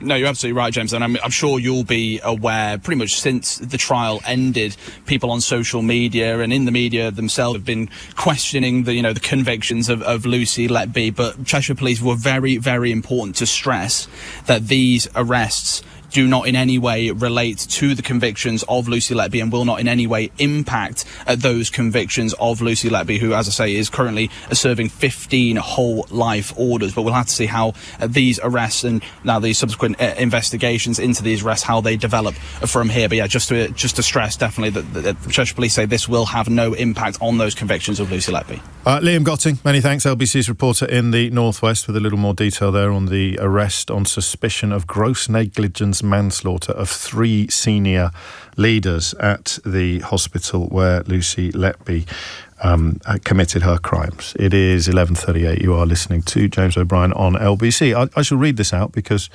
I think you should hear it. This is from Gillian. James O'Brien's comparison between a group calling for death to the IDF and calling for violence in the UK be compared to what he says is happening in Gaza is confused and abhorrent. He's prepared to believe Hamas, a prescribed terrorist organisation by governments, including the UK government, without evidence. If he really cared, I mean, respectfully, Gillian, people have seen the footage of the children being carried out of the cafe, but maybe we've got different thresholds of what actually constitutes evidence. Hey, maybe you're waiting for the IDF to complete its investigation and review, and that would count. If he really cared about the Palestinians and humanity, he would have been calling out for Hamas to give back the hostages and stop the war. Why isn't he? I'm happy to do it again. If another ceasefire is signed, let's hope that Benjamin Netanyahu sticks to this one and doesn't break it like he broke the last one. And of course everybody wants the hostages released. But it is to the hostages' families I would turn first with the question of how they feel the Israeli government has handled that particular tragedy. Spoiler alert, not very well. But hey, don't look over here, look over there. Don't look over here at the dead children, look over there at something. On this occasion, chants on a stage in Glastonbury.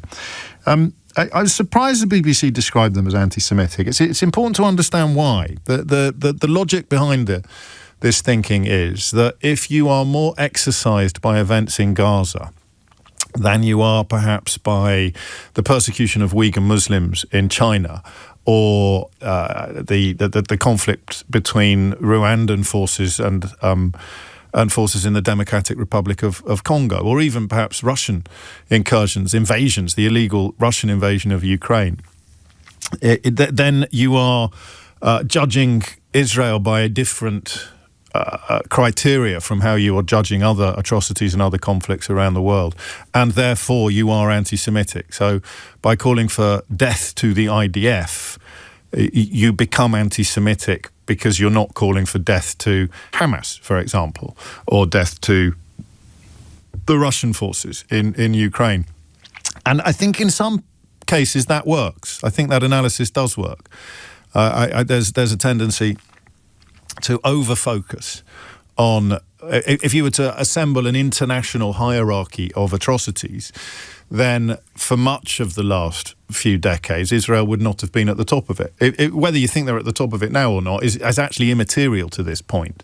But if you are judging them by a different standard from how you would judge other administrations, then you leave yourself open to this slightly, I think, confected accusation of anti-Semitism. The point, of course, is that we live in a country that is an ally of Israel. We sell weapons to Israel. We exist in a media universe that pays infinitely more attention to matters Israeli than it does to matters Rwandan or to matters Uyghur or matters Chinese or any of those things. So you can't really have it both ways.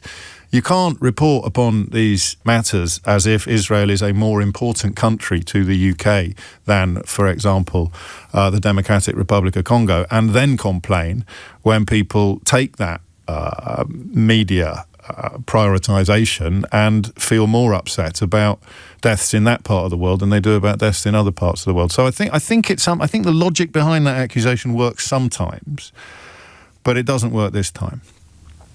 And they've killed journalists now, so I don't know what kind of journalist you'd have to be more concerned about the chanting on stage in Glastonbury than the killing of journalists yesterday. As I say, I reckon over 100 people killed in Gaza since Bobby Vylan or Bob Vylan made their chants from the stage of Glastonbury. 11:42. Can you make sense of it for someone watching from the outside? Can you make sense of it? Can you make sense of the politicians? Quotes this letter in the Times that has really got me. You can tell, scrambling to condemn a minor pop group at Glastonbury. If they had stayed their outrage for a few minutes, they would have seen in the same news broadcast the bodies of children being brought out of the rubble in Gaza, killed by. And to be fair to the author of this letter, he puts in is that an ellipsis? ... Killed by ... the IDF. So how can these two stories be discussed in the same breath? And indeed, how can anybody in the United Kingdom compare the two events to each other when one is several billion times, immeasurably, inconceivably worse than the other? Thomas is in Ipswich. Thomas, what would you like to say? Hi, James. Thanks for taking the call. You're welcome. So my ears kind of perked up when you gave the introduction to this phone-in, because I saw the two reports side by side when I checked the BBC News website on my phone yesterday evening. Yes. I immediately took a screenshot of it and sent it to my friend. Like, am I living in a fantasy world for thinking that this is a little bit not to... Yeah, well, for lack of a better term, a bit ridiculous. It is and it isn't.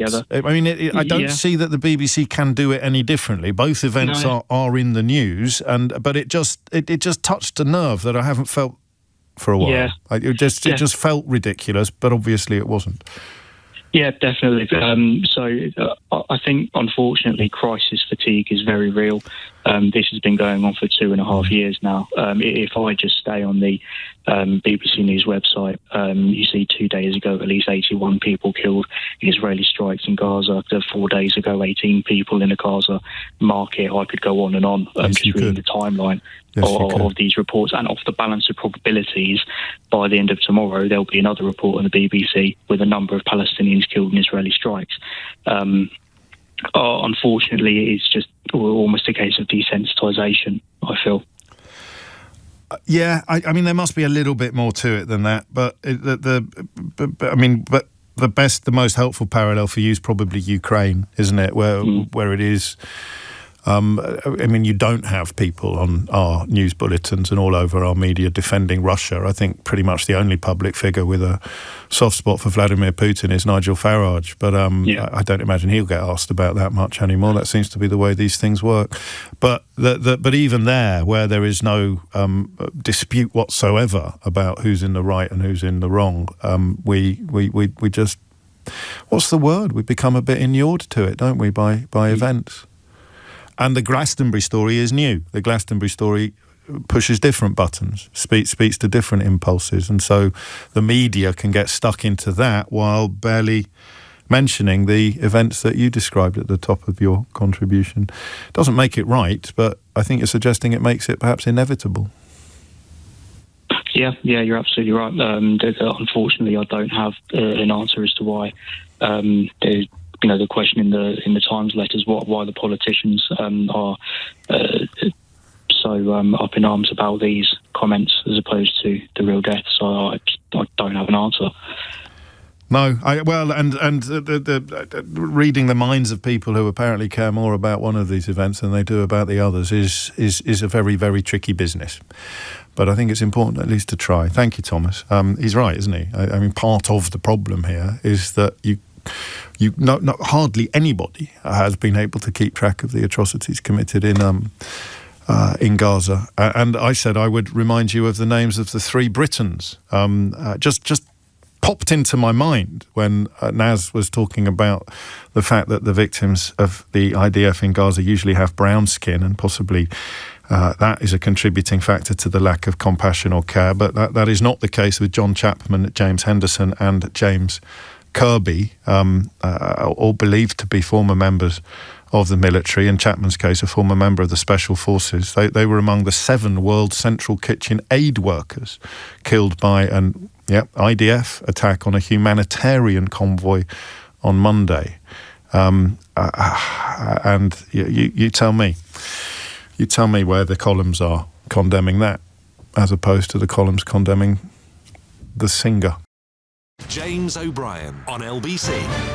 12. Do you think, could it be, just indulge me for a minute, could it be a link to footballification? So if you've been supportive of Netanyahu's regime, of the IDF atrocities in Gaza, since it became clear that they had gone way past the point of proportional response to the terrorist atrocity of October the 7th.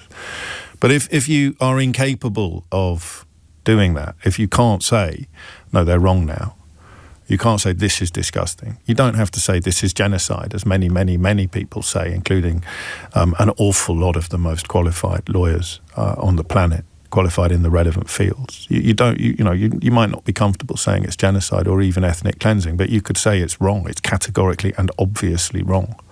You could possibly persuade yourself that it's all still Hamas's fault for failing to give up the hostages, but you would struggle to find support for that idea among, for example, many of the hostages' families, and indeed even the most cursory reading of what happened to the last ceasefire agreement and who broke it.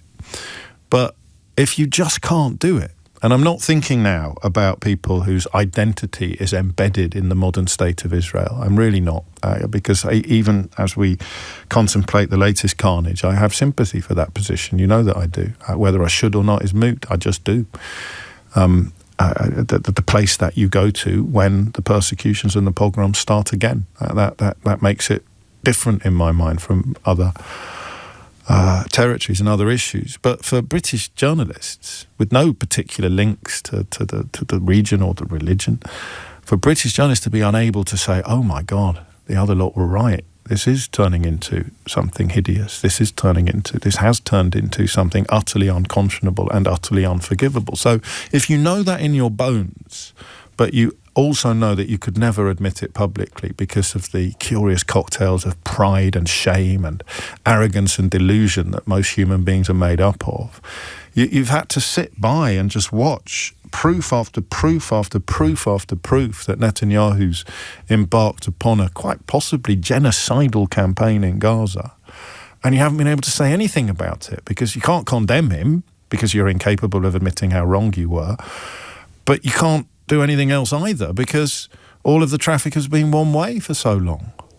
You got excited about Iran, but turns out that didn't really reduce Iran's capability to continue weaponizing the uranium. So this has just come along almost like a laxative for your bile. It's a bile lax. So now you can attack these men on stage at Glastonbury and you can pretend to believe that what they've done is egregious and heinous and a source of national shame because you haven't been able to talk about what has been happening in Gaza and Israel for years, for a year or more, because it is so obviously indefensible, unconscionable and wrong. So that might explain this sort of sense of uncorking. Look, I'm never going to talk about children being killed, obviously, because that would make me look wrong. I'm never going to talk about civilians being killed, obviously, because that would make me look wrong. I'm never going to talk about Palestinians or about the Deputy Speaker of the Knesset calling for every Palestinian in the country, in Gaza, to be shot. I'm obviously not going to mention the bloke in Netanyahu's closest circle who called for a nuclear bomb to be dropped on the place. I'm not going to talk about the settlers because what they're doing is murderous and illegal. I can't really talk about anything in the context of Israel and Gaza without advertising the fact that I have been repeatedly and hideously wrong about everything since, I don't know, for me, probably around February 2024 would be the point at which it became indefensible. But now you can talk about it again. You can pretend that you're absolutely outraged by what a rapper said on a stage, but don't mention the dead children. It's just outrageous. It's a source of national shame. But don't mention the actual dead bodies being dragged out of the rubble after they've been killed by the people that the chants were about. Do you think that's what it is?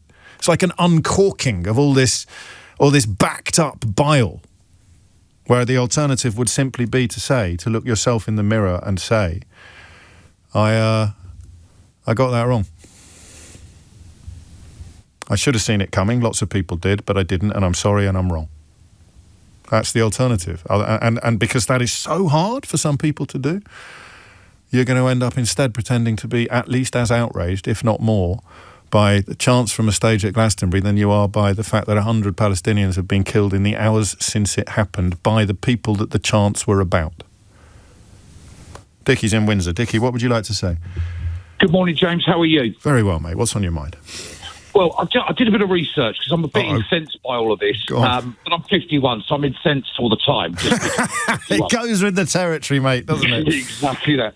So I did a bit of research. So since 1990, 2,658 journalists have been killed in war zones, which is every one of these a tragedy. Yes. 178 of those have been killed in Palestine or the region of Palestine. Right. 124 of those journalists killed in 2024 alone.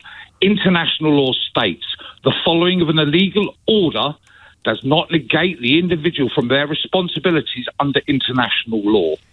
It's a war crime to target journalists. The IDF as an institution commit war crimes. The proof is evidence. Since May, 549 unarmed Palestinian citizens have been shot and killed by the IDF whilst waiting at aid stations. It is a national disgrace. Blood is on the hands of the UK. We are assisting in operations. We are providing weaponry. And people are incensed because a rapper who has very well-known left-leaning views, very well-known, has said death to the concept of the IDF. Or was the that's debate. That is debatable. I don't want to break up your flow, but two problems I've got, and they're not massive. The first is I don't actually like the use of left in this context. I think there are plenty of people who might be fiscally and socially conservative who are just as disgusted as you are by the actions of the IDF. Yeah, no, that was an incorrect use. I'm quibbling, but there is a debate to be had. Go on, Karen. What do people expect out of punk rappers? No, well, that's true. You know, they're going to say controversial things. And finally, when it's all said and done, the IDF are an occupying force. Now, whether you agree with the politics of whatever the region is, as an occupying force, are we as human beings not allowed to resist an occupying force? What happens if France suddenly took it upon themselves to invade and they've occupied Kent? Would that make... Well, I think the difference between a terrorist attack upon a music festival and, for want of a better... excuse it. This war did not start 2 years ago. No, I know, and reciprocal. I mean, if somehow you could create an arena in which the IDF went toe-to-toe with Hamas and there weren't any civilian bystanders or collateral damage, then we'd be existing in a more palatable moral universe. In any glory, let's be honest, James. I don't mean to overspeak you, and my apologies. But you did, so I didn't hear you. Furious. No, I haven't been to Glastonbury since 98, and I went 7 or 8, and I loved the free thinking of it all. The fact that Glastonbury came out so strong and so hard, it's really suspicious to me, and I think 50 years of goodwill towards the Glastonbury Festival is... Well, this is why I interrupted you, because that is based upon the argument that they were simply calling for the cessation of the IDF as a force, and I don't think you'd win that argument. I certainly don't think it's a given whether or not they were calling for an end to the IDF or the death of IDF soldiers is not something we should gloss over, because if you accept the second interpretation, as many people have done, then the response of Glastonbury organisers makes a lot more sense than it does if you are subscribing to the first interpretation, which you obviously are. But I mean, both of those theories can exist in the same universe. It's just going to be, unless you can read the mind of Bobby Vylan himself, you're going to struggle to prove it either way, just as somebody making the opposite argument would struggle to prove their point. Thank you, though. Thank you. And the numbers seem familiar to me. If you've dropped any in the calculation, then I'll be happy to correct it. But I don't think you have. And certainly the numbers that we started this hour with are unchallenged, essentially. The numbers of people killed since these chants were issued. James O'Brien on LBC. 3 minutes after 12. I'm going to read you 2 texts by way of a full stop, for now at least, to the conversation that we were having in the last hour about the continuing confusion many of us feel about some people's apparent failure to feel more outraged and disgusted by the actions of the IDF in Gaza since Saturday afternoon than the words chanted on stage by a member of a rap group at Glastonbury on Saturday afternoon. So the first is from Raymond. He writes, James, you are so wrong on your thinking. What happened at Glastonbury was a disgrace. What is happening in Gaza is war. A war started by Hamas, Hezbollah, Iran, but which will be finished by the IDF, who are defending their country from annihilation by a real genocidal ideology, Islam. And then, if you'd allow me to say, Raymond, somewhat unhelpfully, you choose to put an emoji at the end of that message. Maureen, whose message arrived at exactly the same time. I only get minutes on my screen, not seconds, so they both arrived at 12 noon by way of punctuation marks at the end of the last hour. Maureen writes, James, I am heartily sick of Israel. When October the 7th happened, I was as horrified and disgusted as any normal human being. However, the Israeli government's behaviour since is beyond the pale, and for the life of me, I cannot understand how disagreeing with the slaughter that is going on in Gaza makes one anti-Semitic. I am fed up with the victimhood. The media obsession with what happened at Glastonbury is pathetic. How many more news cycles can they make it last for? Also, thank goodness Channel 4 News have got the guts to show the documentary that the BBC was unable to broadcast. I think Israel is panicking because the tide is turning and the general public are seeing Gaza for what it is. Ethnic cleansing. So Maureen and Raymond there, both responding, I think, I mean, listening to the same radio programme and responding from completely different perspectives, but not, as we sometimes highlighted yesterday, listening to the same radio programme and arriving at polar opposite positions that are both completely wrong. So make of that what you will.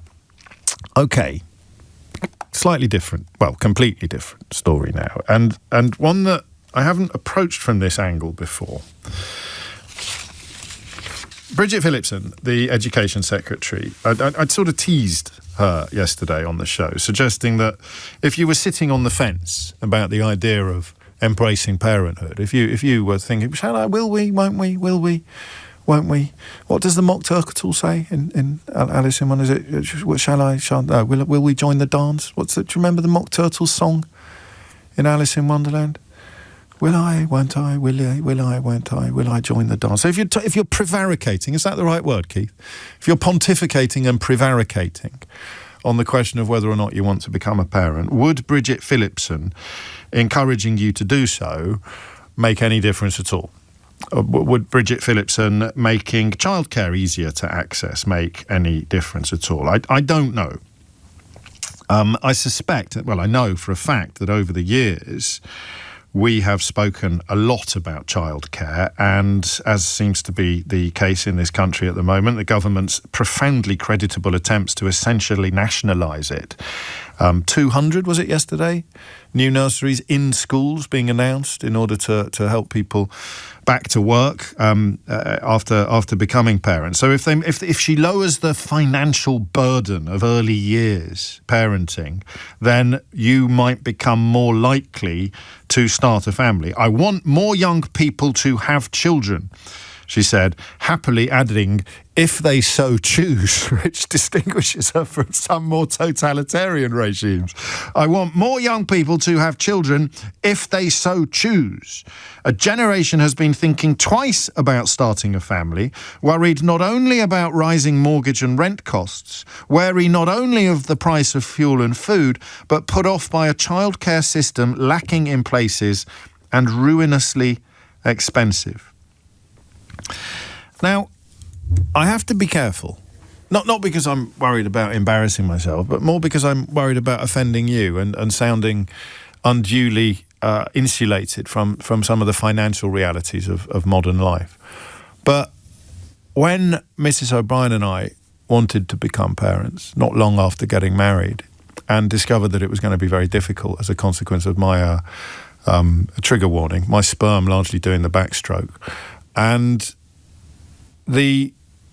it was among the worst experiences of my life, that struggle.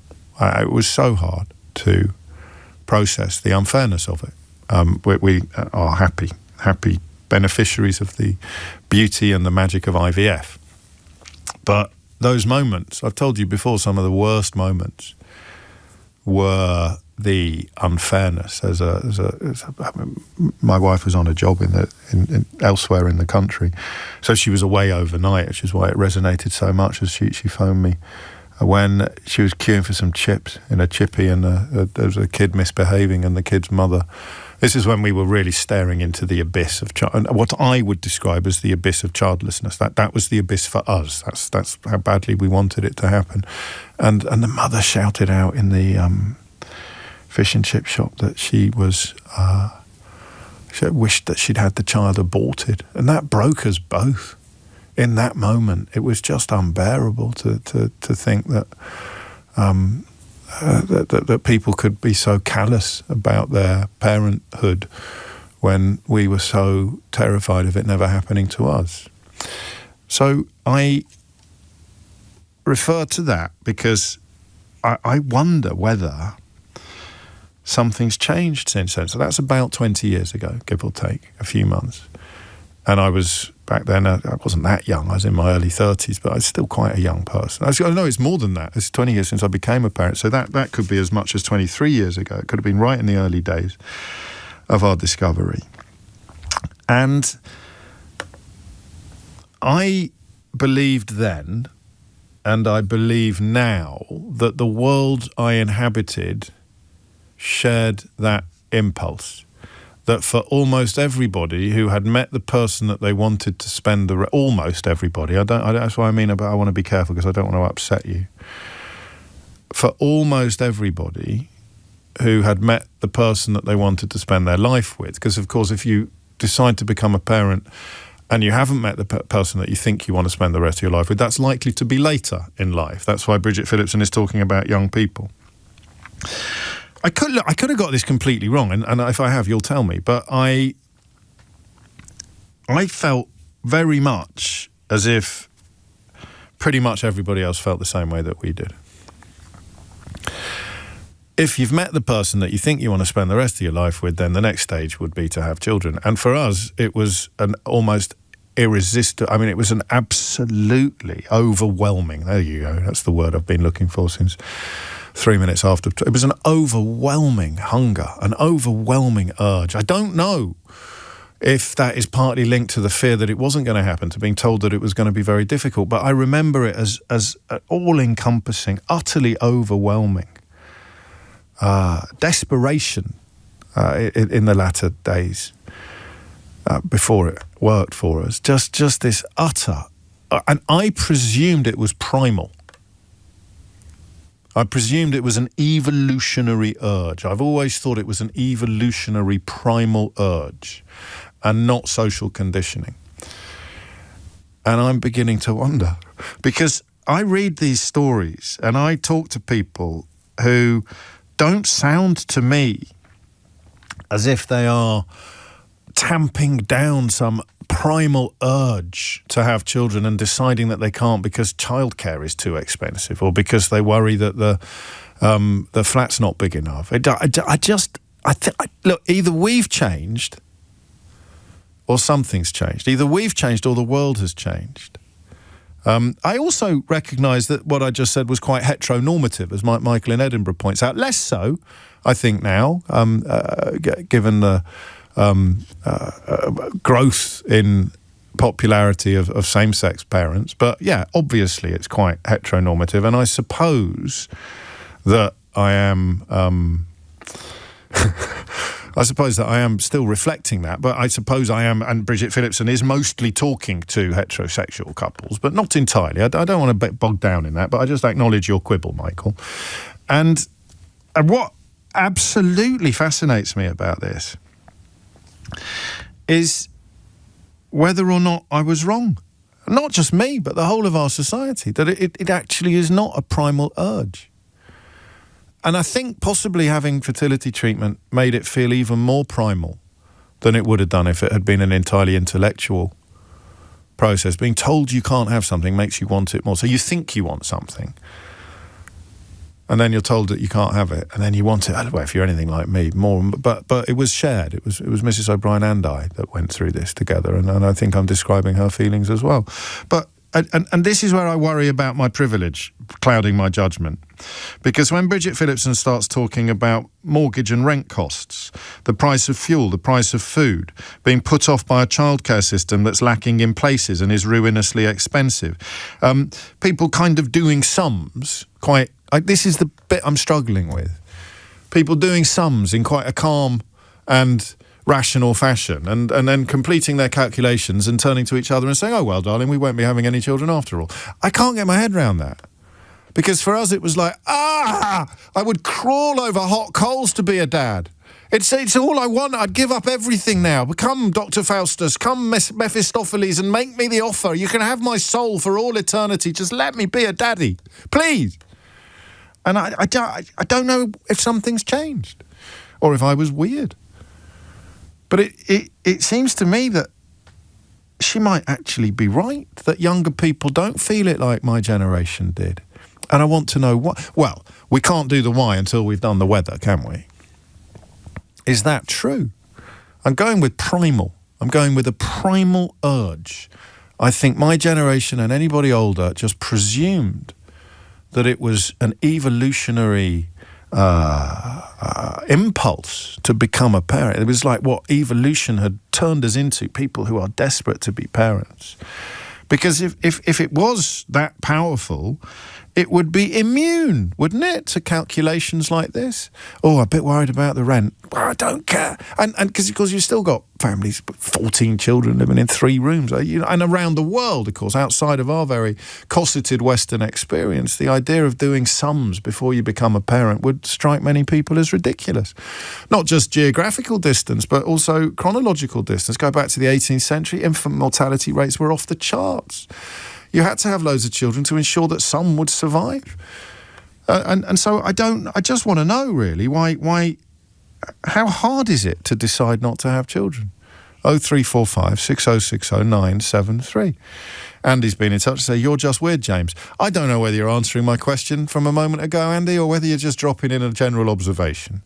But I don't think it was weird. I mean, I talked about it at the time with friends, about the overwhelming urge to become a parent being something that I wouldn't have thought was ever going to be susceptible to calculations or sums or financial worries. And I know, I'm conscious of the privilege bit of this. Don't beat me up for it. All right? But has something changed? 0345 6060 973. I mean, is it really the case that your urge to be a parent is so weak that you can stub it out by doing a few sums? Is that offensive? Have I put that in an offensive way? I don't think I have. The urge, so it's more a curiosity. Would you like to be a parent? Yeah, I think so. Can't afford it, though. It just all sounds very casual to me. Is that fair? Is that what it's like? 0345 6060 973. So how hard is it to make this decision? And is it, as Bridget Phillipson suggests, really based upon financial calculations? Or has something more profound shifted in our society? Have you changed, or has the world changed? There's a lot here. I think the introduction, I'm going to back myself on this, I think the introduction has been good enough, personal enough, to inspire you to ring and talk to me about your life, without me necessarily getting the question 100% right, because it's a bit more than how hard is it to decide to have children. It's a bit more than can the flames of parental hunger really be snuffed out by high rents and childcare costs? Is it because do you see what I mean? What's going on here? Why are so many young people deciding not to have children? And is the solution, if you like, really just to try to make them feel a little bit better off? 0345 6060 973 is the number you need. And I don't want to upset you. But what if your hunger is as great as mine and the calculations that you've done really do make you think that you can't go there? That must be bloody awful. I'm so sorry, but I still want to hear what it's like. If that had been me 25 years ago and we'd done our sums and said we just can't afford it, and what we felt in our tummies was just as primal, just as acute, just as desperate, but we decided we couldn't do it. And that's the bit I can't quite buy, because if it was as powerful as it was for me, then I don't think all the financial calculations in the world would have snuffed it out. But of course I could be wrong. Shall I remind you of the phone number? 0345 6060 973. It's 12:18. James O'Brien on LBC. It is 20 minutes after 12. You are listening to James O'Brien on LBC. They've made a statement. Bob Vylan have put a statement out, I think in the last few minutes, that I will share with you before we get stuck into our next phone-in. If you want to listen to today's phone-in about the curious contrast between treatment of this punk band's behaviour on stage in Glastonbury and the IDF's behaviour in Gaza in the hours since, then you can rewind live radio, of course you can, or listen later. But this is the statement. Today, a good many people would have you believe a punk band is the number one threat to world peace. Last week it was a Palestine pressure group. The week before that it was another band. We are not for the death of Jews, Arabs, or any other race or group of people. We are for the dismantling of a violent military machine, a machine whose own soldiers were told to use unnecessary lethal force against innocent civilians waiting for aid, a machine that has destroyed much of Gaza. We, like those in the spotlight before us, are not the story. We are a distraction from the story, and whatever sanctions we receive will be a distraction. The government doesn't want us to ask why they remain silent in the face of this atrocity, to ask why they aren't doing more to stop the killing, to feed the starving. The more time they talk about Bob Vylan, the less time they spend answering for their criminal inaction. We are being targeted for speaking up. We are not the first. We will not be the last. And if you care for the sanctity of human life and freedom of speech, we urge you to speak up too. And I think I'll just let that settle with you. I'm not going to start picking over it today because I want to get cracking on our next conversation. But there's plenty of food for thought there. And it ends with the line, "Free Palestine." Statement there from the punk band Bob Vylan about their time in the spotlight in recent days, shall we say. 22 after 12 is the time. So is it calculations, or is it a more fundamental change in who we are? In other words, adults now are two things: less desperate to be parents, 0345 6060 973, but also perhaps thinking about it in a more measured and intellectual as opposed to emotional way. Let's find out. Liam's in Chesterfield. Liam, what would you like to say? Good afternoon, James. Good to speak with you. Likewise. I think your points are really interesting, although I acknowledge that possibly there's a more desire from a feminine perspective to want to have children. I know plenty of men who've also had that desire, but I wonder if it's possibly more of an access to information that's possibly putting people off. You know, I'm in a relatively fortunate position financially. You know, I have a small business. My partner's a deputy head teacher. We're both 33. So the finances aren't too much of a consideration in that respect. But it's not like, you know, we were 20, 30, 40 years ago where your immediate environment was, you would make an informed decision from that. Now it's much wider. And, you know, what you just talked about, what's going on over in the Middle East and everything that's happening around the world. I think that possibly has more of an impact on our decision-making now. So you're just thinking, we know more about what's going on in the world. It's always been a pretty hideous place, but the idea of not wanting to bring a child into it is appearing on one side of the scales. Yes, it sounds extremely, or it sounds extreme when you say that, but I think unfortunately that is the reality and a consideration. Yeah. And it is for you as well. You're not just sort of theorising here. You're describing. No. Absolutely. That is something for me that, I think, do I really want to bring a child into that? I can't somebody made a point. Go on. To me recently, which was absolutely great, and they said if you don't bring a child into the world, they can't make a change. Which I thought, well, that's quite powerful as well. Sorry. I also worry about putting too much pressure on the kids. Say, look at the mess we've made. Anyway, it's your job to come and fix it. But yes, I can see why that comment from your friend turned your head. I don't know, you see. That's the problem, isn't it, with these kind of conversations? There's 20 years between us, exactly 20 years between us. And I suspect that if I was your age now and I didn't have that fertility issue that I talked about as well, which I think does focus the mind in a slightly different direction, I can just about get my head around being where you are. But if you told me 20 years ago that I'd ever acknowledge the possibility of being ambivalent about becoming a father, I'd have laughed in your face. Yeah, don't get me wrong. If we were to find out tomorrow that my partner's pregnant, I'd be delighted. But also, it's the early stage, the planning of. Do we want to actually put that into? So you don't recognise that overwhelming urge that I described a moment ago? No, unfortunately not. Which I find really sad. That's interesting. That's really interesting because I don't know, of course, in the absence of the fertility problems, whether or not it would have been as overwhelming as it was at the time. I think it would, but I'd never prove it. And it's so interesting you describe it as sad and unfortunate. I thought it would be me that said that, and then felt a bit guilty afterwards for sort of being sententious or judgmental. But yeah, there it is. It's just this idea that something has shifted. It might shift back, but as things stand, living in a world where it's a more intellectual calculation than emotional. There's nothing intellectual about my desire to be a parent. It was entirely emotional.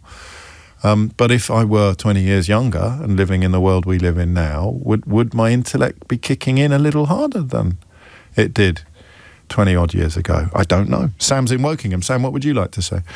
Hello there. Hello. Yeah, I kind of wish you hadn't started talking about the Israel stuff, to be honest, because that kind of pulled me back there. But sorry. Yeah, no, we had a kid a few years ago. He's nearly 3 years old now. We're in a slightly different situation to the previous caller in that we had our kid abroad, came to the UK. My wife's a foreign national, so I lost my job about a year and a bit ago, and it's been a nightmare getting back into work. So we've been on universal credit for quite some time. There isn't a huge amount of support for people out of work that are on universal credit. One of the couple has to be working to get any kind of benefits in terms of schooling. Right. And obviously you're also fighting with things like huge bills and seeing the cost of everything go up in supermarkets. And, I used to feel like I could walk into a supermarket with 15 quid and just about pull together what I need for the week. Sure. And now it's 40, 50 quid with a child as well on top, who he's an amazing kid. He was born a few months early and he's doing amazing. Good. I think obviously the cost stuff has an impact. All the news about will you be able to buy a house? Will it be achievable? Yeah. That stuff is scary. From an emotional point of view, I always wanted to be a dad, but I had an ADHD diagnosis a few years ago, and you start to put things together and think, oh, okay, I have about 2 years in any given job before I maybe get found out and things start to, That's sad. I'm sorry to hear that. That's okay. I think it's the case for a lot of people. It's almost relevant to the first hour of the show today. Oh, honestly, I could talk about this stuff for days. I'm sure you could. But knowing it's hereditary as well, and there's a 50% chance of it being passed on. You're dancing around something here, aren't you? Oh, I just think generally, if you look at the state of the country, you're dancing around the fact that you really, really love your boy. Sure. And you wouldn't want anything different in your world. But if you were to be approaching it retrospectively from an entirely intellectual perspective, you probably would decide you shouldn't have become a dad. Do you know what? I don't necessarily think that's the case. I think the problem is, for me, that looking at things like mental health and behavioural issues and all of that, I don't think the support's there outside of the schooling aspect that you've already touched on. So I think ADHD, for instance, can be, in some cases, really useful. There are lots of things you get out of it, like hyperfocus and being able to... You just know loads of facts. You know, you'd be the best pub quiz partner in the world. But the support's not there. Even, you know, when I was a kid, I was the naughty kid in school. So I mean, this is about neurodivergence, pure and simple, and the idea that we don't... Me it is. And that this isn't necessarily a world in which you'd want to bring another neurodivergent human, because the world needs to get better before you would feel better about making that decision. I'm late for the news, Sam. That's the only reason why I'm cracking on. But thank you. A lot of people, you touched a lot of nerves there. Elise says it's very hard for neurodivergent people to hold down a job. And Jonathan points out, just in case anyone needs cheering up, that kids born today won't have any jobs to do. Elizabeth Secker is here now with your headlines. James O'Brien on LBC. 3 minutes after 12. So here's an interesting one, but before we get stuck into the conversation again. Oh, hang on, before that, John writes this in reference to Sam in Wokingham. If this man had been born rich, he'd be a civil servant or working in the city on the back of his private education. He's intelligent, thoughtful and erudite, and he speaks well too. That was Sam, who credited his ADHD with putting a time limit on how long he can hold down a job. I think John is right, for the record, in almost every way, that is an illustration of class.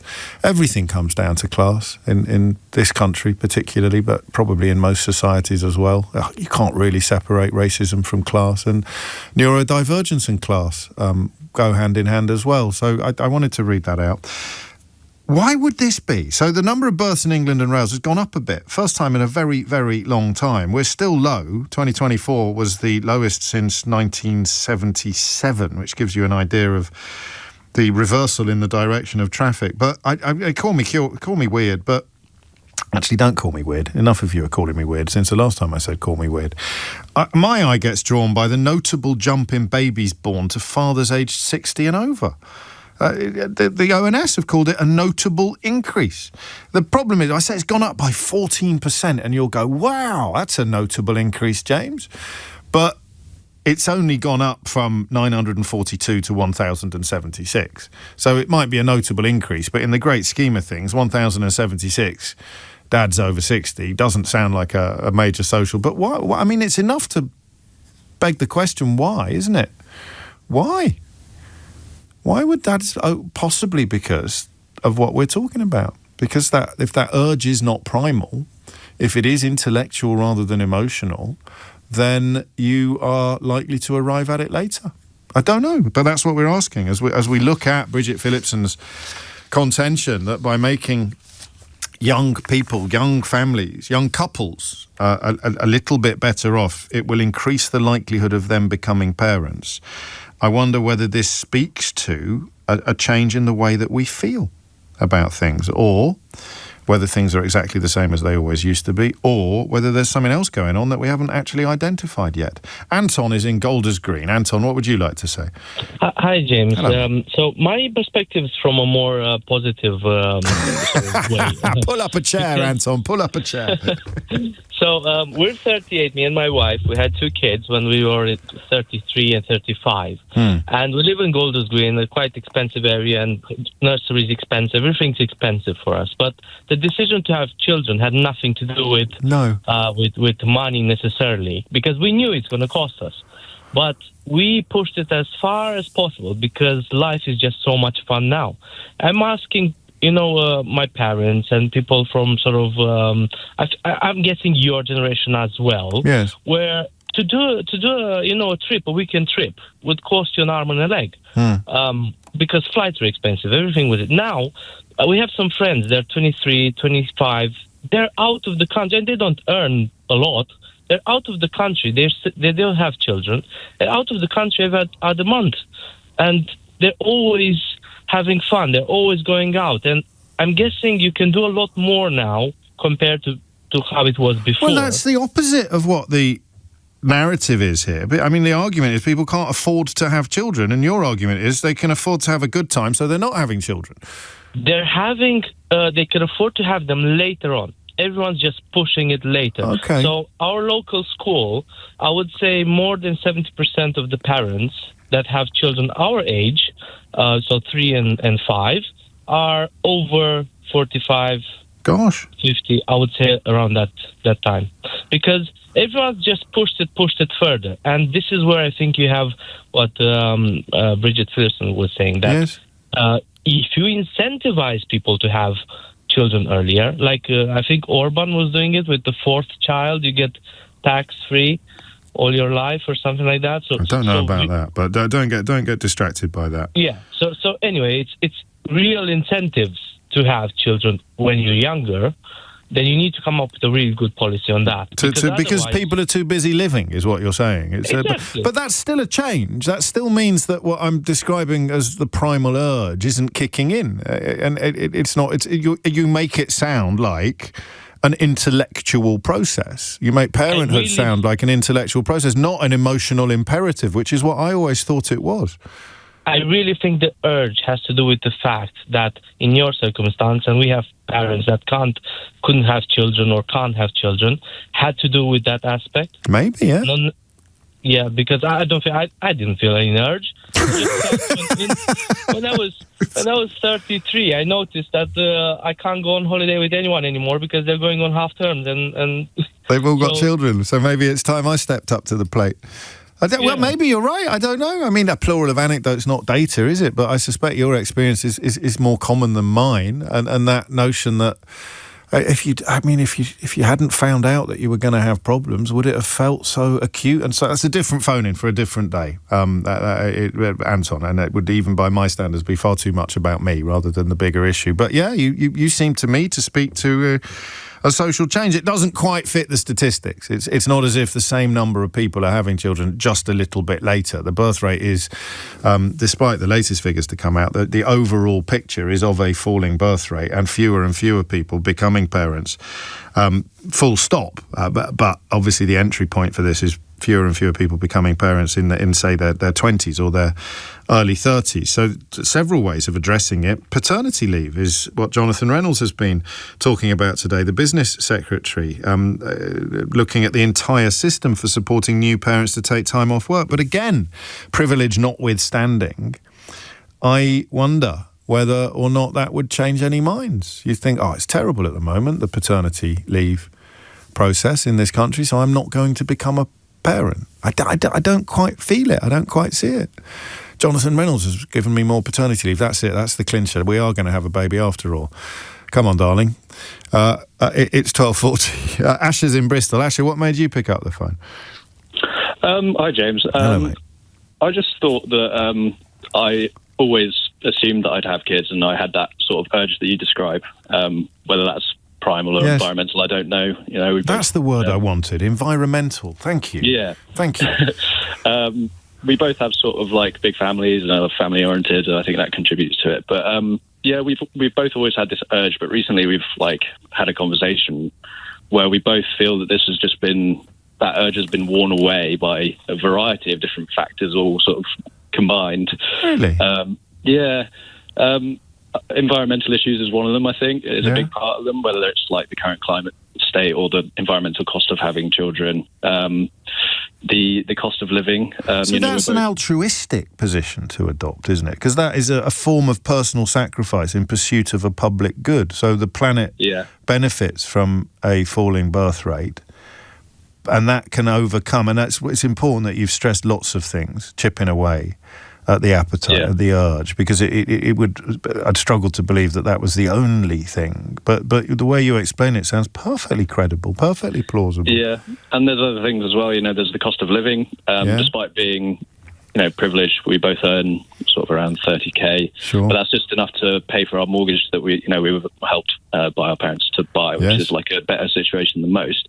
But we both earn sort of just enough to pay mortgage and bills, and then have a little bit left over to use, like, to enjoy our lives. There's a boomer element to this conversation, and I'm obviously not a boomer, but I am aware of the reason why boomer became a thing. It was because of an absolute inability and failure to understand the reality of being 25 now as opposed to being 25, 30 or 40 years ago. And you know, everyone will say, well, when I was his age, I had a job and we didn't have this, that or the other. But that was when you could raise children on one salary. And when you had security in your job on that one salary, and when property ownership didn't necessitate help from the parents. And lots of, so that's what I mean by my generation listening to what you're describing and thinking, oh, come off it. We fall into that trap of thinking that things are broadly the same as they were when I was your age, but they're categorically not. Sam touched on that with simply going into a supermarket. Yeah, and then there was one other thing I wanted to mention, if that's okay, which is sort of similar to other people, I think, is what's been mentioned is the value of our spare time. And yes. Yeah, just the thought of having a child brought in, like, it doesn't compute, like, at the moment with the financial constraints, and just like how much we value that spare time to just sort of recuperate and rest. And these are, I mean, really quite powerfully intellectual points that have become strong enough to drown out the emotional impulse. Exactly. Yeah. How fascinating! You put that brilliantly. Some of these stresses were taken away. We both said, you know, if we won the lottery tomorrow, which won't happen because we don't buy lottery tickets, but if we won the lottery tomorrow, then a lot of those factors would be taken away, and then maybe the situation would change. But yeah, that's really interesting as well, isn't it? I hadn't thought of that sort of little mind game, that little mental exercise. And you've brought into focus a conversation I was having earlier today with a colleague who is much closer to your age than mine, just talking about, do people realise, and they didn't use the word that springs to mind, palaver is the word I'll go with. Do people realise what a palaver it is to become a parent? Do they know how boring it is? And that is kind of what Asha is alluding to. Maybe the older you get, so you put it off for this set of reasons, which are more likely to be financial, you're putting it, but that means that you're living your life in ways that then create a different set of reasons, which is why Asha's call is so helpful. You start off with the cost of living argument and with a side order of environmental concern, but of course then you reach your early 30s as opposed to your mid-20s, and you think to yourself, I'm really enjoying these elements of my life, or I'm really valuing my free time. And you look around and have a slightly clearer picture of what you would have to give up to become a parent. So again, purely intellectual rather than emotional. But a sense so far, close to a consensus actually, that what I would once have described as a primal urge was probably a lot more environmental than we realised. Thank you, Asha. I got a couple of phone lines if you want to contribute to this conversation before 1 o'clock. 0345 6060 973. I want Natasha to bring us up to speed on this looming vote that is looking very, very hairy for Keir Starmer, but there should still be time for you as well. Primal versus, thanks to Asha, environmental, and whether the world has changed. And the question of why, two answers to the question of why there's been a notable increase in the number of children being born to fathers over 60. This is one theory. A lot of boomer marriages are finally breaking down, and Grandad is looking to splash around that retirement cash on a girlfriend in a fertile window. That's one theory. And the other, this one is from Gordon, simply says Thai brides. I think they might be making the same point from slightly different positions. James O'Brien on LBC. 49 is the time. Apropos the conversation we've been having, a few of you pointed me towards Children of Men by P.D. James. I've read it, actually. I can't remember it. I read it. Yeah, I love P.D. James. But I've never seen the film. I must watch it. Check this out. A dystopian action thriller made in 2006, but set in 2027, when 2 decades of human infertility have left society on the brink of collapse. Asylum seekers seek sanctuary in the United Kingdom, where they are subjected to detention and deportation by the government. Clive Owen, love Clive Owen, plays a civil servant who tries to help a refugee escape the chaos.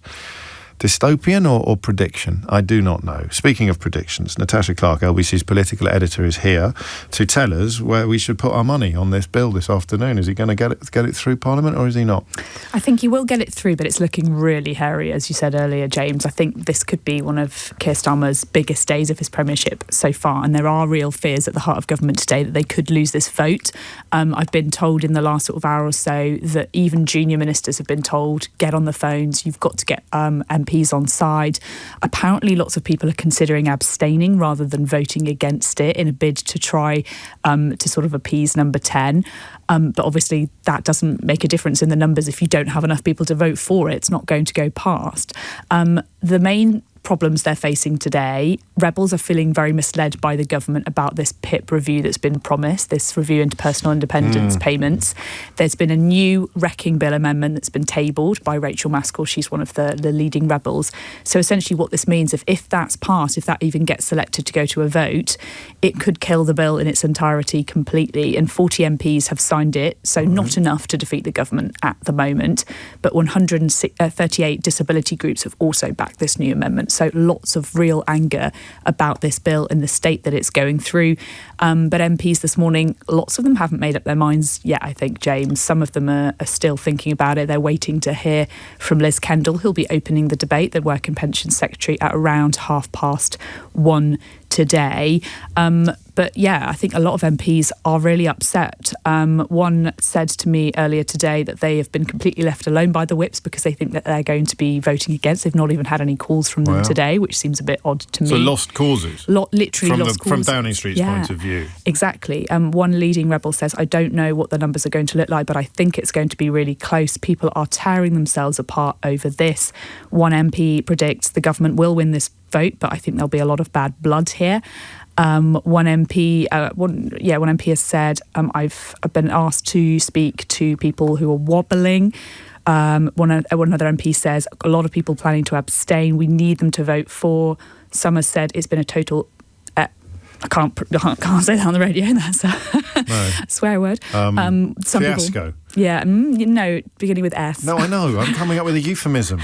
A total fiasco show. Yes. Yeah. Okay. That works. Someone says people are really angry, really upset, actively want to give number 10 a kicking. Rather. And it cuts both ways as well, doesn't it? Because there is a sentiment in number 10, and how far beyond Morgan McSweeney's orbit it goes, I do not know. That these people are desperately ungrateful, and that Keir Starmer got them into Parliament, and that we won an election against all the odds, and now you're creating trouble for us at every turn. I think you need to remember who buttered your bread, never mind what side it's buttered on. Well, some of them, of course, yes, and especially the new MPs, they obviously got Keir Starmer to thank for their jobs, but some of them have been in Parliament for a long time, the likes of Meg Hillier and Debbie Abrahams, for example, they're not in that boat. No, they're very much have been a part of the Labour Party for a long time and MPs for a long time, but there is a lot of bad blood. I think the problem with this, James, is there's lots of different reasons why MPs are really unhappy. It's not just one overarching reason.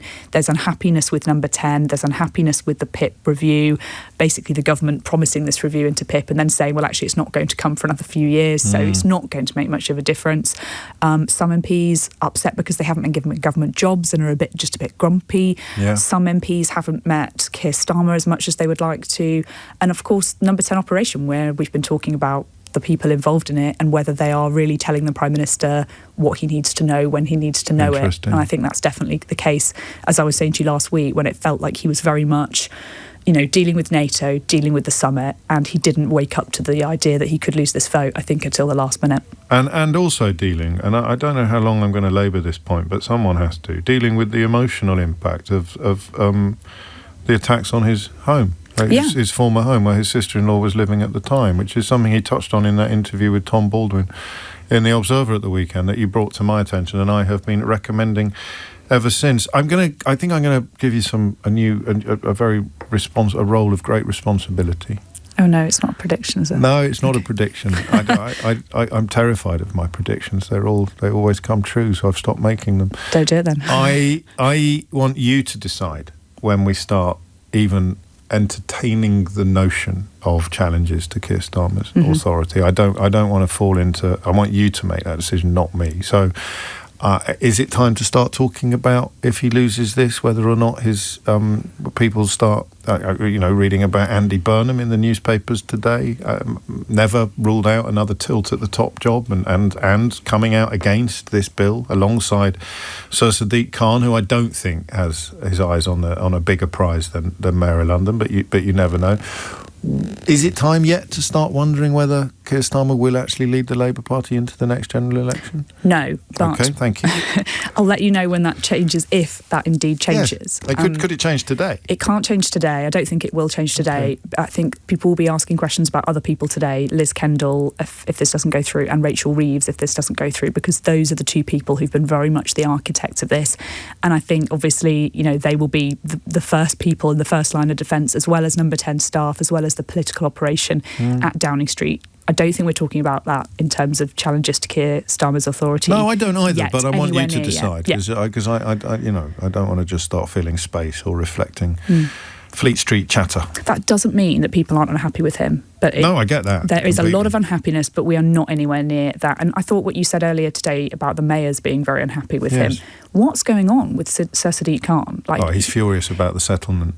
Yeah, for sure. He spent years blaming all the things he can't do on the Tories, not giving him enough money, and then Labour got in and continued the policy. He's absolutely livid. He wouldn't tell you that, but you could tell at the State of London debate, actually, by the things he didn't say, as much as by the things he did, he feels profoundly let down by that. And speaking to LBC yesterday, he really dug the boot in about the welfare reforms, saying, this package, MPs are right to be voting it down, and it feels to me like it's not ready. Like, coming from a Labour mayor, that is not something that you want, and Downing Street need to be showing him a little bit of love to try and get him back in the tent. And you're completely right that is one of the reasons why he's so upset.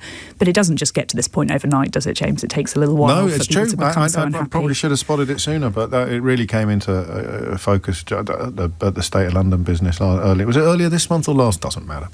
Okay, thank you. So, what time's the vote? Vote's at 7 p.m. tonight. The vote will... Just Mrs. Andrew, then. Who slides in at 7? Ian Dale. Okay, so he'll be bringing you all the very latest and the fallout. Do you have a late shift tonight? Yep, me and Aggie Chambray will be bringing you the very latest from the House of Commons, from MPs, for everything we need to know right here on LBC.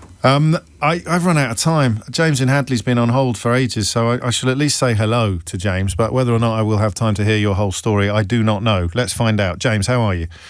Good, thank you. What's on your mind? It was basically, I used to give out advice to my friends about children. Yeah. It was that if you and your partner could afford, to go out every weekend in a month, it was sacrifice one weekend and you've got more than enough money to pay for what a baby needs, like food, clothes, all that kind of stuff, if you was in like a settled house. Yeah. But I've been with my wife 20 years now. We've got 3 kids, 13 to 7, 13, 11 and 8, sorry.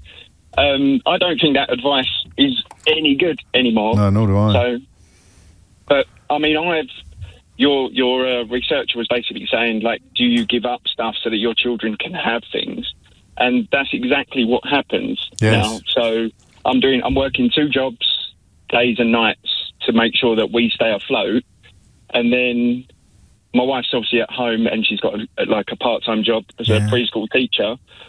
And it's just give them everything I can, forget about what I want to do, or And that wasn't the case when you signed up. No. And you don't sound resentful. You don't sound regretful or resentful. But it is a completely different contract than the one you signed.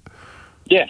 That's brilliantly put. And I warned you I was going to run out of time, and I have. But I'm glad that we found time for that contribution. That was a really interesting hour, actually. I think we'll be returning to it, to that tension between the primal and the environmental. If you missed any of it, you can listen back on Catch Up on Global Player and on the LBC app, where you can stay up to date on all the top stories. Even read some opinion pieces. Put your news categories in the order you want. Pause, rewind live radio and listen to a range of podcasts. Download the official LBC app for free from your app store now. Coming up at 4 on LBC, it's Tom Swarbrick, but now it is Sheila Fogarty. I enjoyed that hour myself, listening upstairs. Thank you. What was wrong with the other 2? Well, I didn't hear them. It's the truth, if I'm honest. I'm glad you did the metaphysical on that issue, because I'm going to do the very, very pragmatic. The nuts and bolts. The nuts and bolts. James O'Brien on LBC.